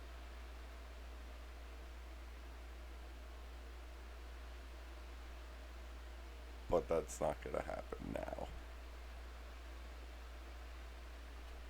Yeah, she's gonna. We're gonna pay The that thing guy is back. that All of us are gonna pay it back. what he told us, this seems like the mafia. So even if you kill them, there will be other people chasing for you. Oh yeah, always. but if the boss was there like he was tonight, then No. The mafia is an organization, so if Yeah, the boss dies, I understand, but that other little boss. that little section, his little gang is done. Oh, 'Cause it's not like yeah. it's not at the level it is today where it's an organization. At this time, it was mostly just gangs. Oh, okay. I see what you're saying. You know what I mean? So yeah. Yeah.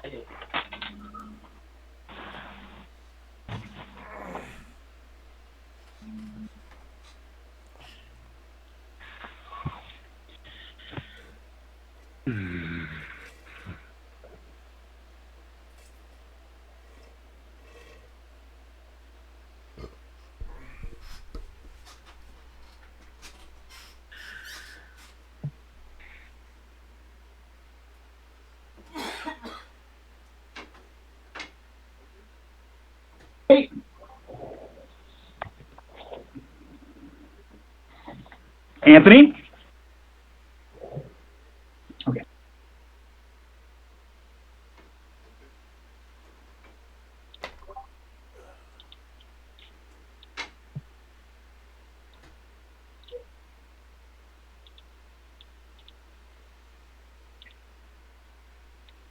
So why?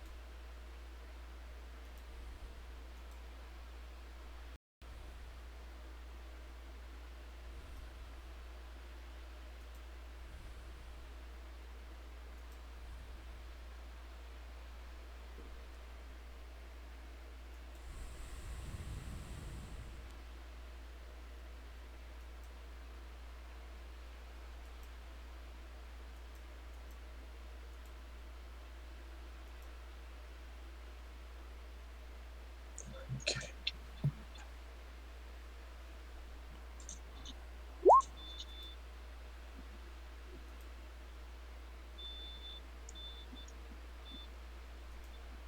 You dying, Bruce? What? You dying? No. I just didn't heal quite well this time. This week.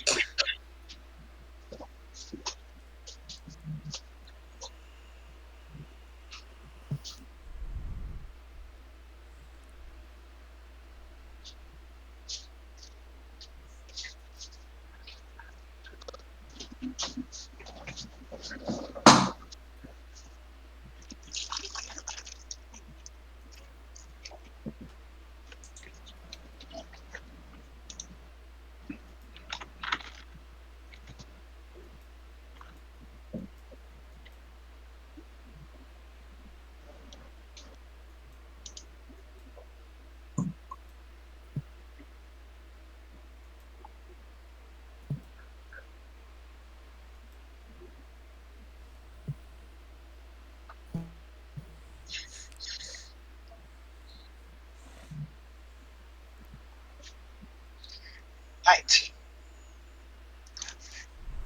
My goodness.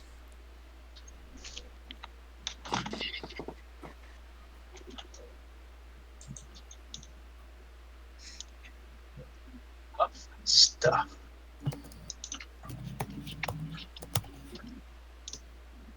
Mhm.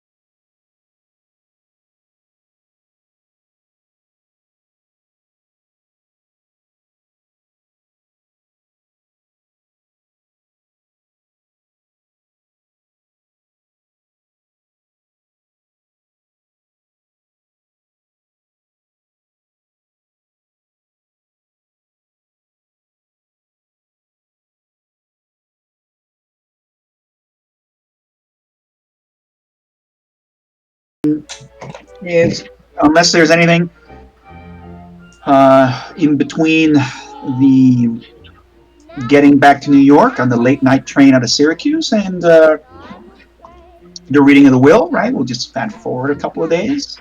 Just narrate that. Unless there was something very specific either of you and anyone cares about doing between that point in time. Uh, could I make a small scene for character development? Sure. Okay. I live in Boston, right? I think that's You don't live in Boston. You live in New York City. yeah, but the neighborhood isn't that how it The works? Bronx. The Bronx. Okay, thank you, thank you. Yeah. Yeah. Uh, Bruce got his home right the night. He lives in a quite small apartment. It's kind of messy, full of papers. He gets home really tired, really sad, disappointed with himself, not knowing what he's gonna do next day when he's going to have to explain his boss that he lost his files. His badge is so dirty, and he has a major wound that he cannot explain because I'm not gonna believe in him. His bed is living room. His good his bedroom. There's a small table that he makes late night notes, some documents. There is a real low place that he keeps an old photo. He sits by his bed, he takes his pencils out. He sees his photos is a childhood photo of his parents. He look at that and he tries to think when they all starting going wrong, how everything went sideways with his family. He gives a little cry, put back the photo, and he don't sleep that night. That's the thing. That's the scene. A sad, exhausted, frustrated, Confused. confused detective. I could imagine you might pull yourself out a bottle of alcohol. At this point, you're quite despondent. I wouldn't have one in my Nope. house. No. Okay. None at all? Okay. That's fine. You're not a drinker. All right. So you're not a drinker, right? Yeah. So you're tempted. You almost think about it. You almost feel like this might be the moment where you want some. But That's true. so you could, you almost, think about where you could get it. But The pain in you my think back, about. Mhm. the pain in my back, the other depression, I just don't feel like it. Yeah. Um, eventually you're probably gonna just fall asleep on an armchair or in the chair that you're in, just again from exhaustion, Indeed. right? And wake up at some point, late mid morning, and thinking about having to go to the precinct and what the hell you're going to say. Okay. Well then, I'm not going to play out the precinct part or anything with you. We can talk about the consequences of that later. But eventually, so I'm going to say, unless, I will say that Marsh, Rudolph, you do get to see this strange and extravagant sarcophagus. Sarcophagus is about yay big. It's gilded. It's an unbelievable, state in terms of it's doesn't look like the paint is chipped. I mean, I don't know this high state of mint condition, so to speak. Sticks all along the top of it, and then on the inside there are the very runes. This kind of language. John, you've got a cult, so maybe you can roll it. Roll your occult. Okay. Are there any like hieroglyphics on it either? No, there's hieroglyphics on the. On the then on the inside, there's hieroglyphics written on the outside of this little mini sarcophagus. And again, it's beautiful. It's painted. It's clearly. Okay, good, occult. So I'm going to say that you also recognize it. You see that this is supposedly the language of Mu. That this is. I'm going to recheck. And you actually language of the moon. No, there's lost civilization of Mu. You see this. Okay. You know this. You've heard of this before. Okay. You've seen this before. Mu. Yes. Mu. Yes, lost civilization of Mu. Okay. Right. So you are surprised. This doesn't make any sense. How did this get on this Egyptian object? Yeah. And according this is strange, and the language on the that's carved on the outside of this. Why is it what that man Stomp? Stop doing that. Damn it. You see the same name that you read in the files, Nyarlathotep. That's part of the hieroglyphics that are on the front outside of this sarcophagus. Mm-hmm. And so you start thinking about these connections, but it's extraordinary. And in terms Have I of heard art, of James Churchward before, or is he a new name to me? No, in a cult, no. In terms of, because you rolled in a cult, you've heard of him before, right? Okay. And you've heard do of I know? his Is theories he of British? American? He's British. Would be based in London. And he's still alive. Not someone. Yes, he's still alive. He's a famous explorer, and he thinks that Mu is this lost civilization from the Pacific. Okay. You know some things about this. He has some cut out there for a sec. And Madame Blavatsky. Yeah, Blavatsky, yes. Again, ancient, hidden, lost civilization stuff, but he's got some street cred because he is a street cred, but he is a more formal academic, right? So his ideas carry a little bit more. Okay.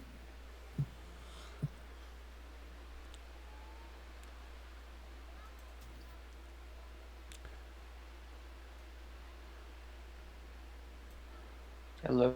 What do you make its worth, its value, Rudy?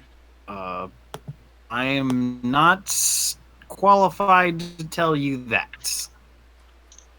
Well, how old is it? What would that be? Would that be history? That could be your art history specialization. It's fine if that's whichever one's better there. Art history or archaeology, whichever one is best. I give it like a vague, or could I push the roll? Or is this not really? Oh, I mean, how could you push it? It's just like a knowledge roll, essentially. This one's kind of hard to push. This is not like a skill roll; it's an action. That's fair. That's fair. Yeah, I'm gonna say, it's, it's. You're not quite sure, but maybe it's like remarkable that some date. Like I know it's like from before. Yeah, I mean 800 BC. Yeah, you give a date. Yeah, you give a date, but you're not sure exactly what it would be. Yeah, I can't precisely. You actually think you yes. I'm sorry. Go ahead, Rudolph. No, it's fine. I was just gonna say, yeah, that works for me. What I do think you would consider is that you think, oh, it can't be that old, because my goodness, it's it's so well preserved. How could this not be something from the late, the late, Egyptian kingdoms? You say to yourself, I think there's something, later, the last. Say something like what? Yeah, Kai, you cut out there, man. Kai, I don't think you can hear us. We can't hear you, man. You cut out. Oh. The genius we got can hear it. you now. Okay, how about now? Yeah. I can hear you now. Okay. And I'll carry this stuff over. I'm sorry, it's in the other game. I didn't know how far we were going to get into the beginning of Dead Man's Stomp. Otherwise, I would have left us in the other game, actually, talking about this. But, yeah, so... but Elizabeth, right, I think we guys actually know some of this information, so... So can I, appraise on its value? Like, King Tut's death mask, right? Yeah. It's got a historical value, which makes it priceless. But you could also put a price on it based on how much gold it's in it. Oh, sure. So, just based on the fact of how much gold this sarcophagus is, could I appraise it to see its general value? The thing is, there's two things. You think not only is, you can appraise it and it'll be worth a lot of money. The state that it's in is remarkable. The uniqueness of the fact it's got this other writing inside. And already, since you already know how, you know some other information, Elizabeth, you either think that the value of this either to art collectors or to not only art collectors but occult art collectors. Yeah.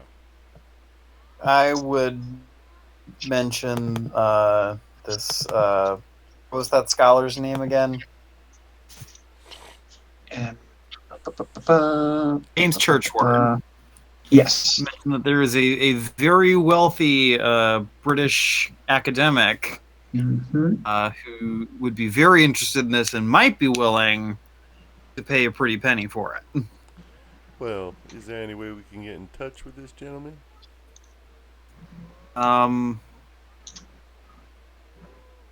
Great question. I don't know enough about well, if he's a professor, he's probably mailing things to people in the 20s. he's probably got an office in some college somewhere, right? He's an England. He's Elizabeth. You actually know because you guys already talked about this. Elizabeth. Technically, you know more than in reality than Rudolph knows about this thing from your previous library research. Yeah. You actually know that Rudolph is wrong about his estimation of what this is. Yeah, I'm just plain dumb. No, of course. Just in case we forget. I mean, this is a day and age where mail is king, right? As we said, calling even across the country is exorbitantly expensive. Transcontinental calls, it's not happening. Yeah, this kind of stuff. We'd have to send a letter and wait for a response, probably. Yeah, that would be the best. We could do a telegram, right? Yeah, telegram. Yes. Yeah, you could do. I was going to say you can do a telegram, although of course that's still, you can only send short information. But that's doable too. I have no money at the moment. I gave all my money to the mafia. I'm poor. Yes. Well, I mean, you guys, I think, Antonio, you probably went home. Antonio, did you go home? I'm going to guess you went home, right? Oh, yeah. I don't know, because I still want to check if Elizabeth actually gives the money to the mafia. I don't want to, live in fear, Hey, Elizabeth, do you mind if Antonio tags along? Sorry? So you're going to follow me to my apartment with Rudy? I don't... If she allows, yes. Yeah, sure, kid. You can tag along, kid. Come on. But the mafia ain't getting any money until we go to this will reading. And there it is. God damn, that was really fucking hard to get this damn thing over here. All right. So okay, yeah. So what's going to happen is, you guys, you're going to see this fantastic, strange, sarcophagus. It's this crazy object, and you're like, what is this thing? It is utterly unique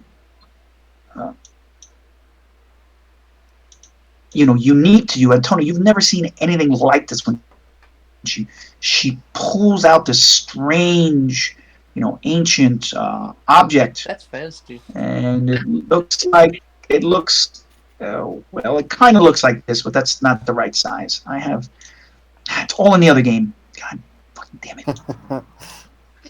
Well, Kai, I mean, we can all just log on to that game right now. Yeah. You know what? We're not gonna get to just log into the other game because I'm just. Okay.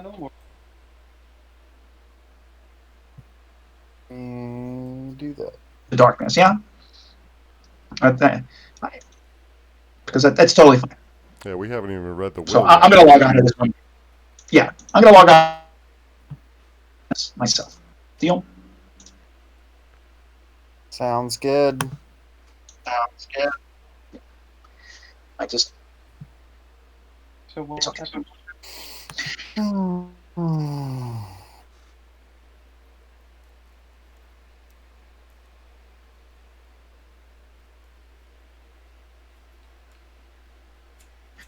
The transmogrify is not working well. I can't bring everything over quickly. It's a headache. I don't waste any more time. So,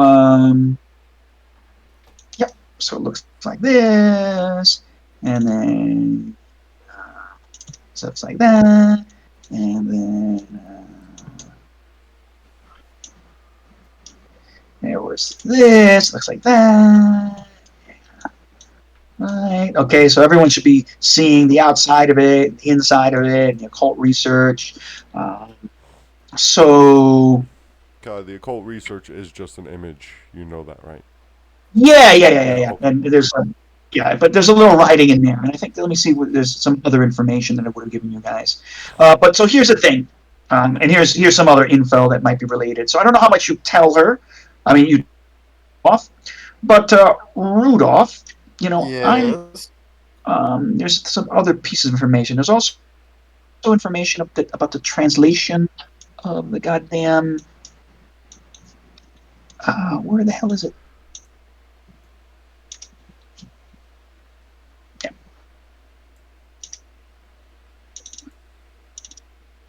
So you know something. You think that you might know a professor in Columbia University Okay. who might. Can you hear me? Yeah, I can hear you. Okay. Yeah, you think you might know a professor in Columbia University who may be able to possibly decipher this strange language on the inside. Um, because you've read that he at some point that he's probably in contact with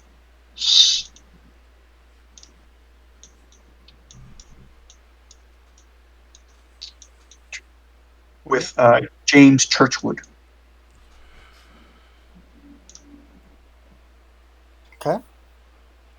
Yeah, so Would I have a way to contact this person? Like, could I send them a telegram? you could send him a telegram or a letter, right? I mean, a letter might be more. Remember, remember, letters, of course, are more. Telegram's terse and short. Yeah. Right. With a letter, you can kind of plead and ask and introduce yourself. I will write him a brief letter describing the fact that I have come in contact with a fascinating little artifact. I know a scholar of his acquaintance, and perhaps he himself might be interested in looking at. Yeah, that's totally fine. Write a brief description of the sarcophagus, leaving out some of the juicier details, but leaving things fairly interesting. Sure, no problem. And remember, I mean, it's at night now, so you're not going to be able to get that out. But you have to remember at this point in time, if I read it correctly, the post office is super efficient. People send letters all day long. They send it out in the morning, and they'll get a return letter in the afternoon. Right? The post office is, especially a place like New York, they're shooting letters via pneumatic tubes. There's tons of postal workers. So it really is the main form of communication. So if you send that out tomorrow, there's a good chance you're going to get an answer here, or rather quickly, depending on when this professor decides to write back. But these things don't take long. Yeah. Yeah. Okay. So, all right. So you finally see this thing, and you definitely think it's worth a lot of money, considering the amount of gold. And Elizabeth, again, you think it's worth a ton. I don't really have a price for it, but you would make a killing on something like this. Yeah. Especially it's the 1920s, and we all, King Tut hasn't come out because this is like 1921. I believe I said like 1922. The King Tut's tomb hasn't quite been discovered yet, but Egyptiomania is definitely blowing up. Okay. Because I am sure already that you've had tours of mummies going through New York City at this point in time, and things going through the museums. So this is serious stuff.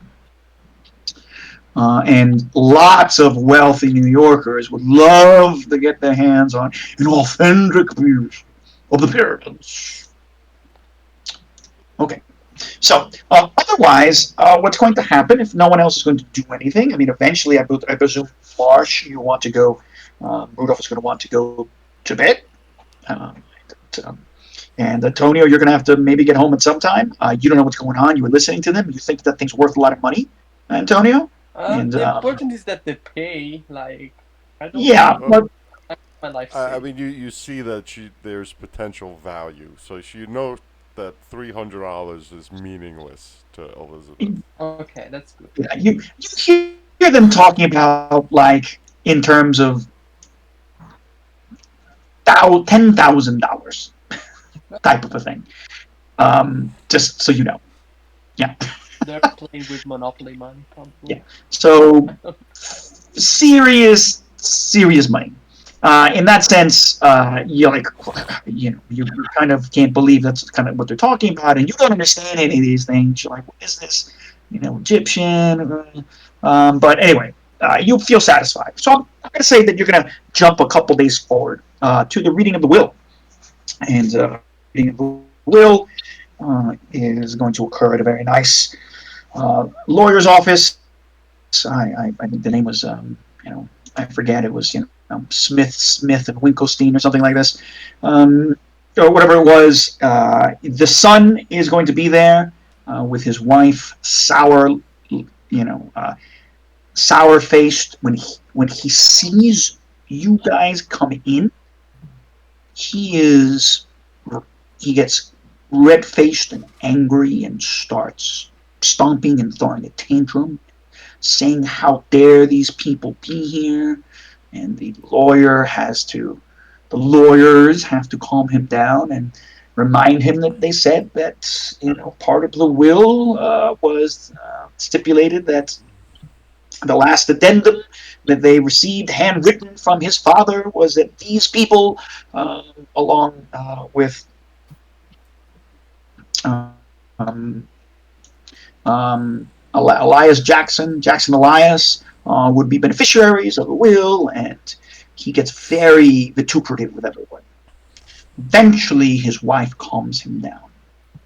The mother starts crying, right? The wife of Meriwether kind of weeps, and she's tries to calm him down, and she says this is unbefitting of this. The guy's he himself is a lawyer, and he demands to see the paperwork, right?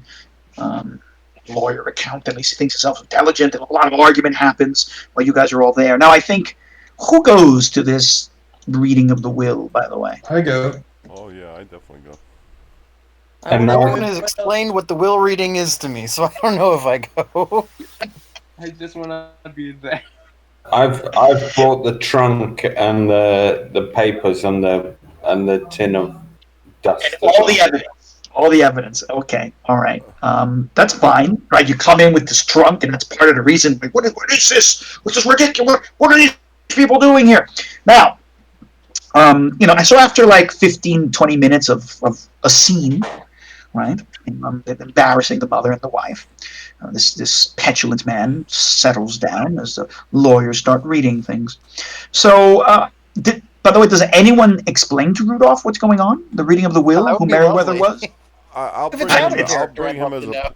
I'll bring him as a +1 and say we got to go to a reading of a will. This is all about the incident in the country house.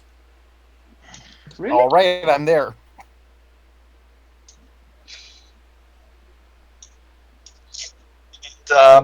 So,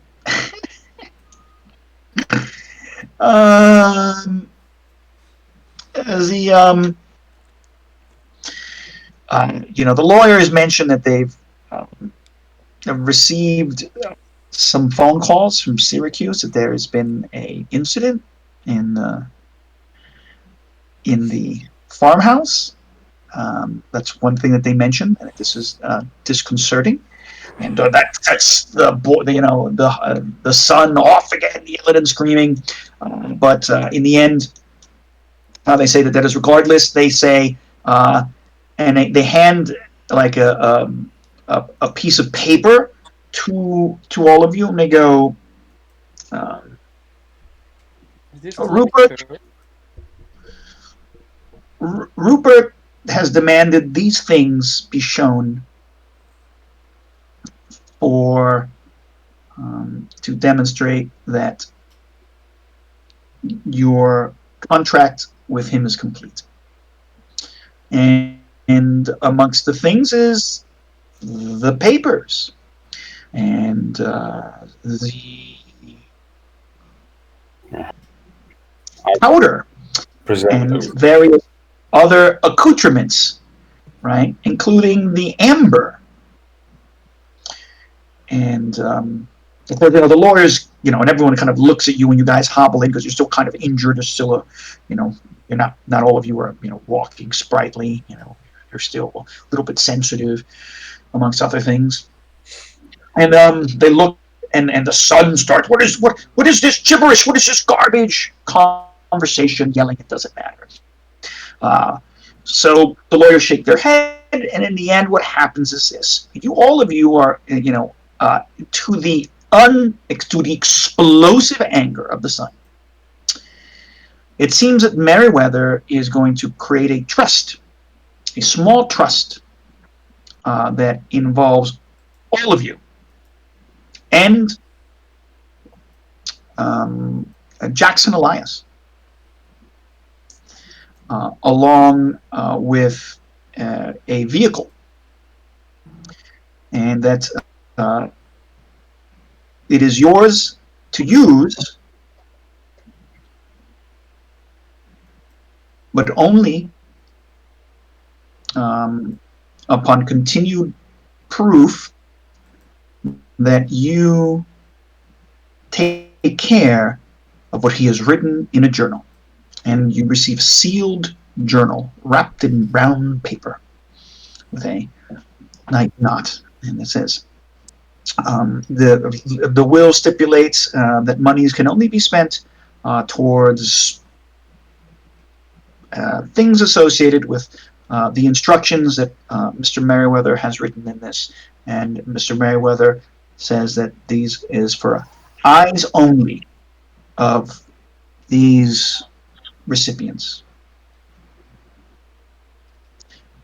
And regardless of what has occurred, we are concerned about this. But we are at your disposal as the land and the deed for the farmhouse is also been given to you.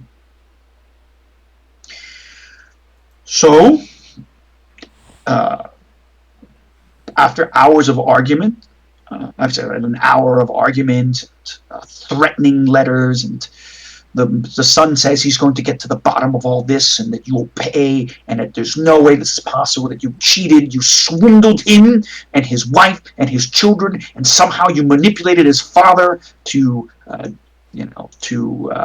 change the will at the last minute. This is unacceptable, and that he'll be speaking to all of you and be getting his own lawyers, blah, blah, blah, blah, blah, blah, blah. In the end, you guys have received a reasonable amount of money, a car, a will to a lease to perhaps a deed, I should say, to perhaps, a burnt out farmhouse, and a secretive journal. Now, what's the actual price disclosed? What we received? No, I didn't. It's a very comfortable price. It's. I wouldn't. I mean, could you retire on it? No, but is it a sizable Can I afford single malt instead of the cheapest whiskey on the shelf? It's possible you could now. Yeah. Would this increase like a credit rating? Does anybody get it? Yeah, I haven't really. There's no rules in the story for this. I have to think about how to do this properly. But let's say that this increases everyone's credit rating. Right? This is sort of now a resource that gives everyone let's say a plus 20, right, percent, right, for now. Okay. Yeah, in a sense. But You're not the only person who's involved in a trust fund. The person who got you in contact with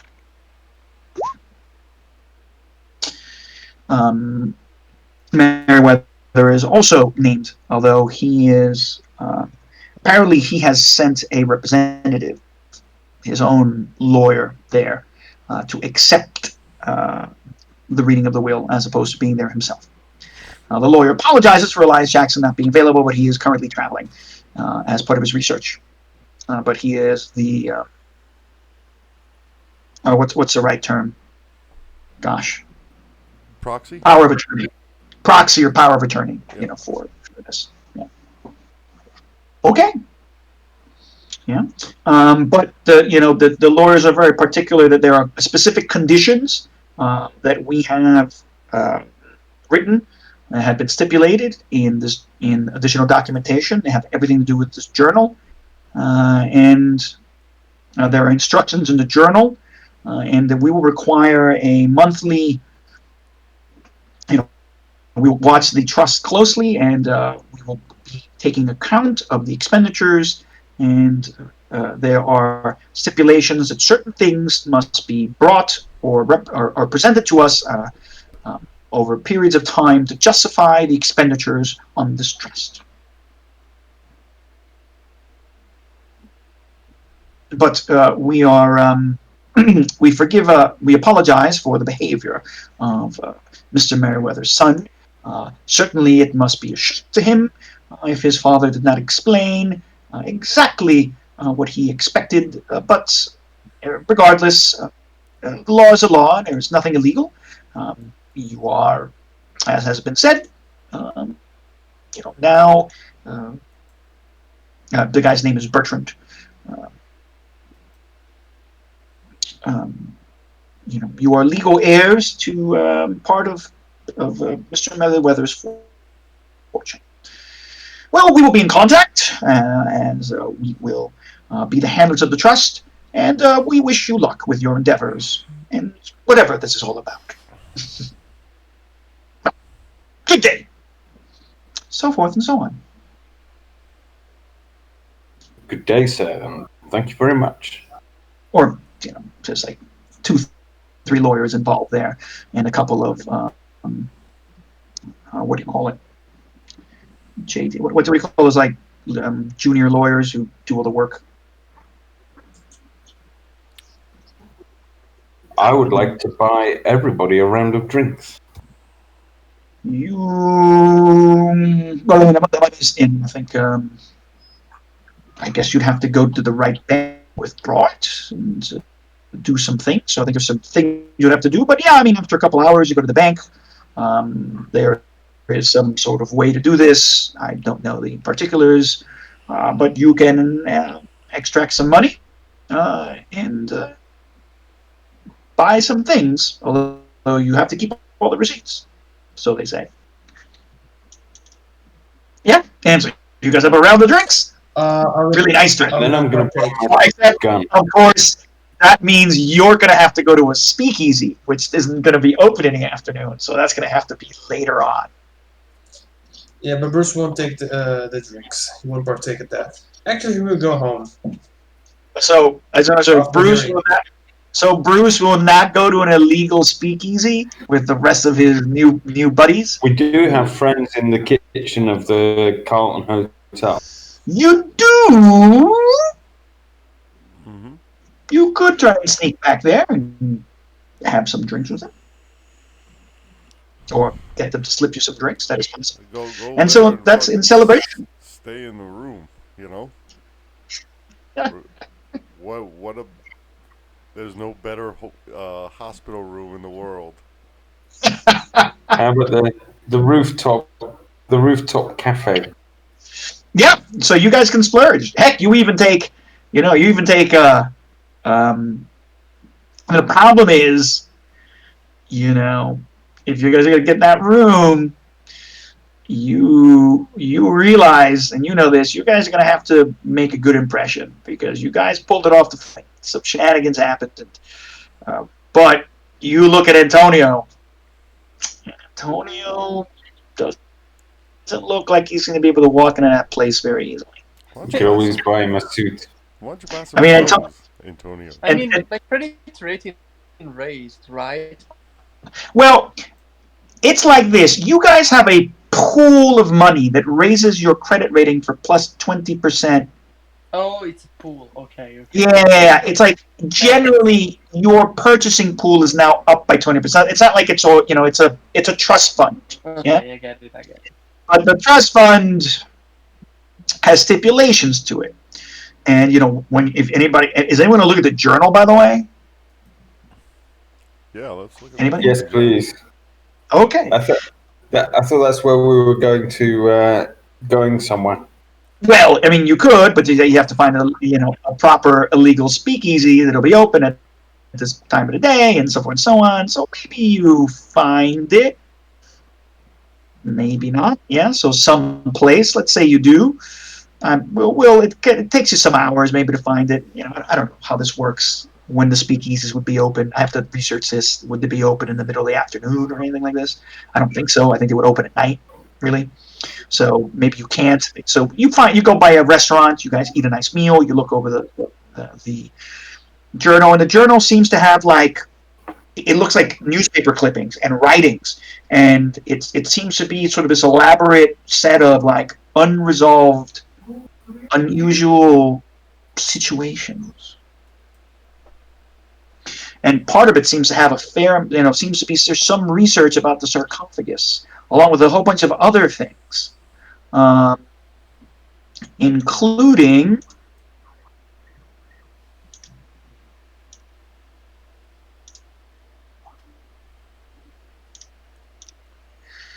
these police reports from New Orleans.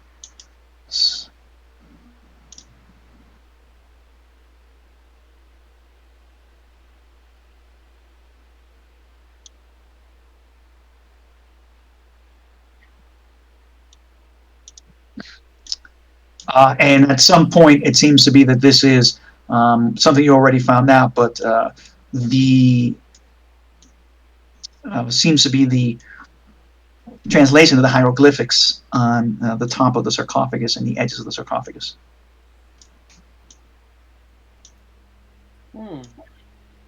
Okay. Amongst other strange and unusual pieces of information.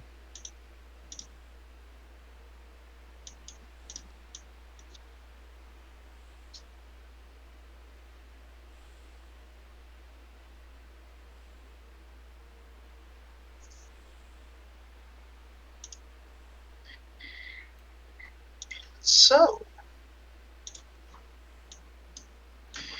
you are not sure if any of this was completely worth it, but you have at least been rewarded with not only financial reward, but there are strings attached, and the strings that are attached are quite strange.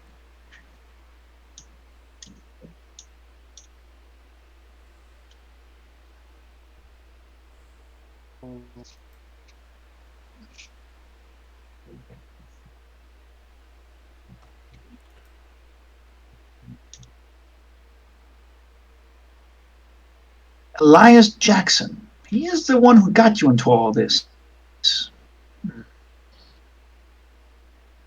What does he know of all this? Dun, dun, dun. Probably nothing. Who's Jackson Elias? Didn't you say yeah, he was traveling? It's Jackson Elias, not Elias Jackson. So. Jackson Elias is a friend of Bruce Cummins and Biff that asked us to go see the guy that we are in the hearing right now, to go to the house and solve the problem with the monster that we just excommunicated. Okay. He's the reason for all that started. But didn't they say he was traveling at the moment? Well, We I have mean, you know, destroyer set.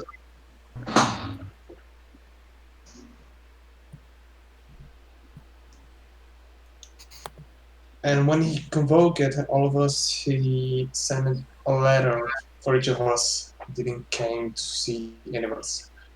Not even the Meriwether. yeah. So the reason is that Jackson Elias was part of your contacts for different reasons, both for um, uh, either through art or through other things. The thing is that you guys know that he is a writer of anthropological books. Um, and I would have written that somewhere. The additional player notes, investigative notes. Yeah, for example, Jackson Alliance books include Masters of the Black Arts, surveys supposed sorcerers' cults throughout history, The Way of Terror, 1913, analyzes systematization of fear through cult organizations, warmly reviewed by George Sorrell, The Smoking Heart, 1915, first half discusses historical Mayan death cult. Second half instances present-day Central American death cults. And Sons of Death, 1918, which was a book about modern-day thuggies. He infiltrated the cult himself and wrote a book about it. And his last book, and he had his book in 1910, Skulls Along the River, where he exposed the headhunter cult in the Amazon. So he seems to write anthropological studies about dark human religions. For whatever reason, you all guys had in contact with him. Obviously, he travels the world, picks up art. He probably contacted you, or you contacted him, which is the reason why Boosby, Bruce, and Elizabeth got involved in his little network.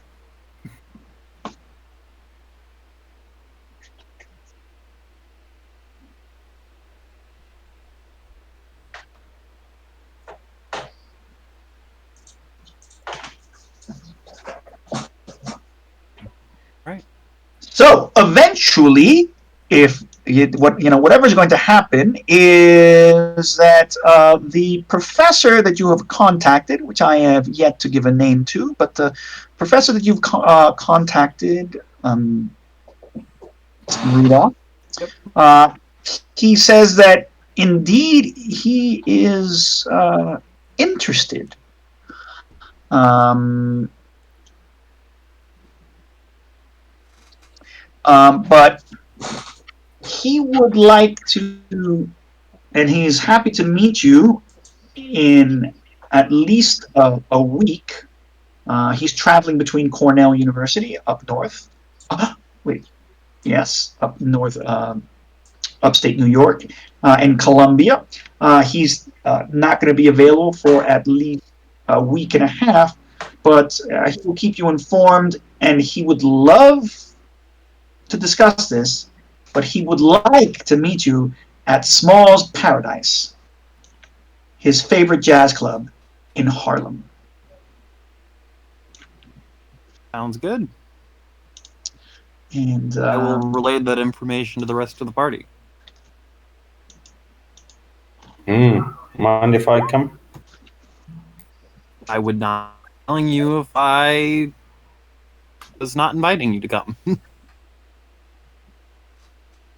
You gotta stay home, Whitey. All right.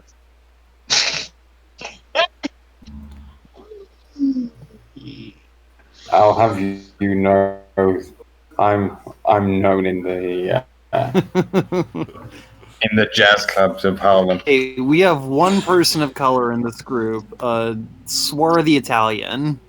Oh, Yeah, it doesn't quite count under these circumstances. Not Although under these circumstances, but in general. in general he would be. Yeah, in general he is. The reality is American racism is not very nice. At this point, he does live in East Harlem because that's actually where the original Little Italy was. So he may not go to these places, but Antonio, you know about this kind of stuff up in Harlem. But that's another side of Harlem that you normally don't go to, but you guys will. We'll leave that for the next adventure. So we can start out fresh. How's that? Sounds lovely. So, Or actually, the next session. Kai, I'm going to suggest to the party that we use some of the trust fund money to pay off the mobsters with, instead of just going out and Yeah. The what? Do we owe them? we owe them The $300 mob? more dollars. Mobsters, the gangsters. Mobsters. But Oh. given that the presumably the police would have been called to this property near Syracuse now, did the lawyers just deal with that, or the mob? This didn't upset by any chance, did it? The mob doesn't know shit about Ross's Corner, do they? Good. I mean, you don't think they would. Maybe they do. You don't know. But the mob works in the city of Syracuse. Ross's Corner is some little shit hick town 30 miles outside of Syracuse. It's just that the stolen pickup was seen driving towards Syracuse, isn't it? It was. But I'm sure they disposed of it very well. I hope they dispose of it in time before someone from Ross's Corner called, before the county sheriff who deals with Ross's Corner found all the dead bodies burnt inside that building and decided to call the Syracuse police. Not the police. Kai, I kind of I have an idea how to deal with all this. Sure. It would take a couple rolls, but I guess after I write a letter to the guy. I tell him I'm gonna need an extra week or so just to heal up, and then I'm gonna go up there, right? Okay. So I go up there, and once I arrive there, is there a payphone close by? Payphones. This is where I'm not sure how popular payphones were in the 1920s. This is one of those. Gotta look that up. I guess you could find. Coin-operated phone booths have been a thing since 1889. Oh well, then so be it. There is a phone booth. There were 8,100 phone booths, and 19. They were not particularly common, but they did exist. I'll see you after my shutdown, guys. I didn't know how common they were. Yeah, somewhere in Syracuse you're going to find a payphone. Okay. And in the train station, you'll definitely have a bank of them in the train station. Let's just say for that, yeah, for certain. I would like to give can I find a little homeless boy somewhere in Syracuse? Yeah, well, there's a bunch of hobos in Syracuse. Right? There's plenty of hobos because of the trains. I find a competent hobo, not a fucking waterhead, right? Sure. Yeah. Is that possible? Yeah. I mean, the hobos aren't necessarily drunk. They're just migrant workers, essentially, who like riding the rails. It's their own little weird thing. So I tell him they're not. Remember that there's $10 involved if he could just phone the police in an hour and tell them that the people who murdered the people in the firehouse, in the house that went on fire, are in a secret speakeasy. They tried to burn the house down for the insurance money, and they're gangsters. Oh my god. Okay? So then I'm going to go to that house. I'm going to try to bang that guy in the kitchen, right? And then, while I'm in the kitchen, I'm going to turn the gas on the stove, right? Accidentally, in the heat of passion, right? Mm-hmm. And then, I'm going to keep his attention on me the whole time. And then I'm gonna, Fuck them as long as I can, right? For like an hour. Or let's say 2 hours, about 2 hours, because I said for the police to come and call the police in 2 hours. So, You let the gas fill up for 2 hours? now let's say an hour, right? And then I light up a cigarette in the front of the speakeasy.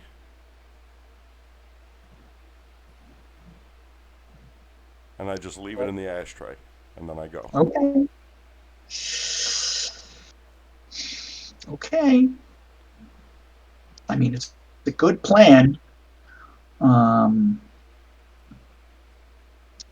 guess the bum. I mean, the how much money to give the hobo? I give him $10. Okay. Yeah, that's a lot of $10 money. and change to make the call. Sure. So, yeah, I mean, I guess the place is going to blow up eventually. It could catch on fire. I'm going to need you to roll like some fast talk and some stealth. Okay, I can do that. Right? Fast talk to bullshit the guy. Keep him distracted. Totally distracted. Totally on him. You want me to roll? Could I do like sleight of hand, maybe? Yeah, sleight of hand. Yeah. Okay, yeah, sleight of hand. Yeah. So he doesn't know. Okay, hard success. Very good. You just turn the gas on just a little bit, right? In a way that it's not going to feel like it's not going to fucking just fill the room up, and you're not going to hear it hiss very much, but just enough to slowly leak. Yep.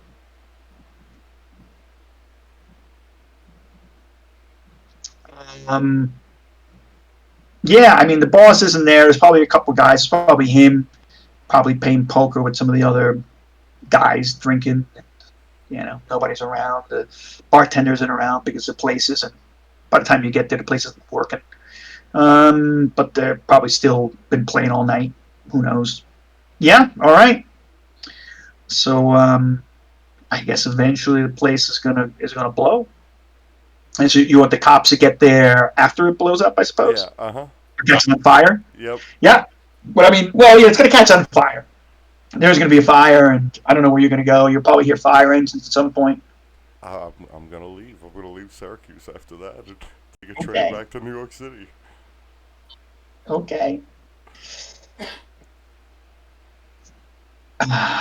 Now, did I get the dude who was picking on Antonio? Oh my god, I'm so scared. Yeah. Freddie Two-Tone would have been like. Were you banging Freddie Two-Tone or the other guy? The other guy, but I wanted Freddie Two-Tone to be there. You know? Yeah. Sure. Okay. Freddie Two-Tone. Yeah, Freddie Two-Tone would be there. He seems to be like the lieutenant who keeps the place, keeps everybody else in line. So yeah, the place. Well, I mean, the place blows. The catches on fire. You don't really know what happens. I'm sure it'll be bad. Maybe people survive. You never know. But it's bad. Windows blow out. Catches ablaze. And probably it takes the gas line downstairs and blows out the deli too eventually, right? Maybe. Might blow out the deli. Might blow out the deli. Yeah, some bad stuff happens.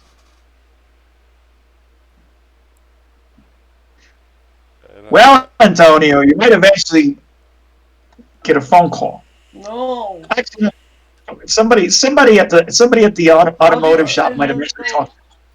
But we'll think about that later. It looks like an accident.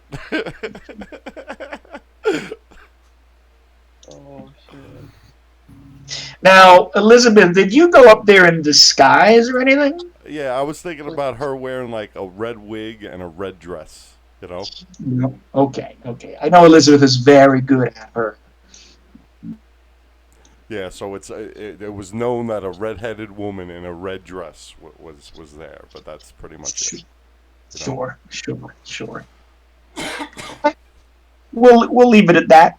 The scene of the fire engines of Syracuse coming up to the remnants of this two-story stone, brick building that's blazing on fire from a supposed gas explosion. Blows out the windows in nearby buildings. You might even eventually read about it in the news, maybe on page 15 of the, New York Tribune. Oh, that is horrible news. Look at that, Antonio. No. I wanna cry. I'll see you guys. I'm going now. Yeah. I'm going. I don't know. I'll see you next week. Yeah, all right, guys. I gotta clean up too here. All right, guys. Thank you.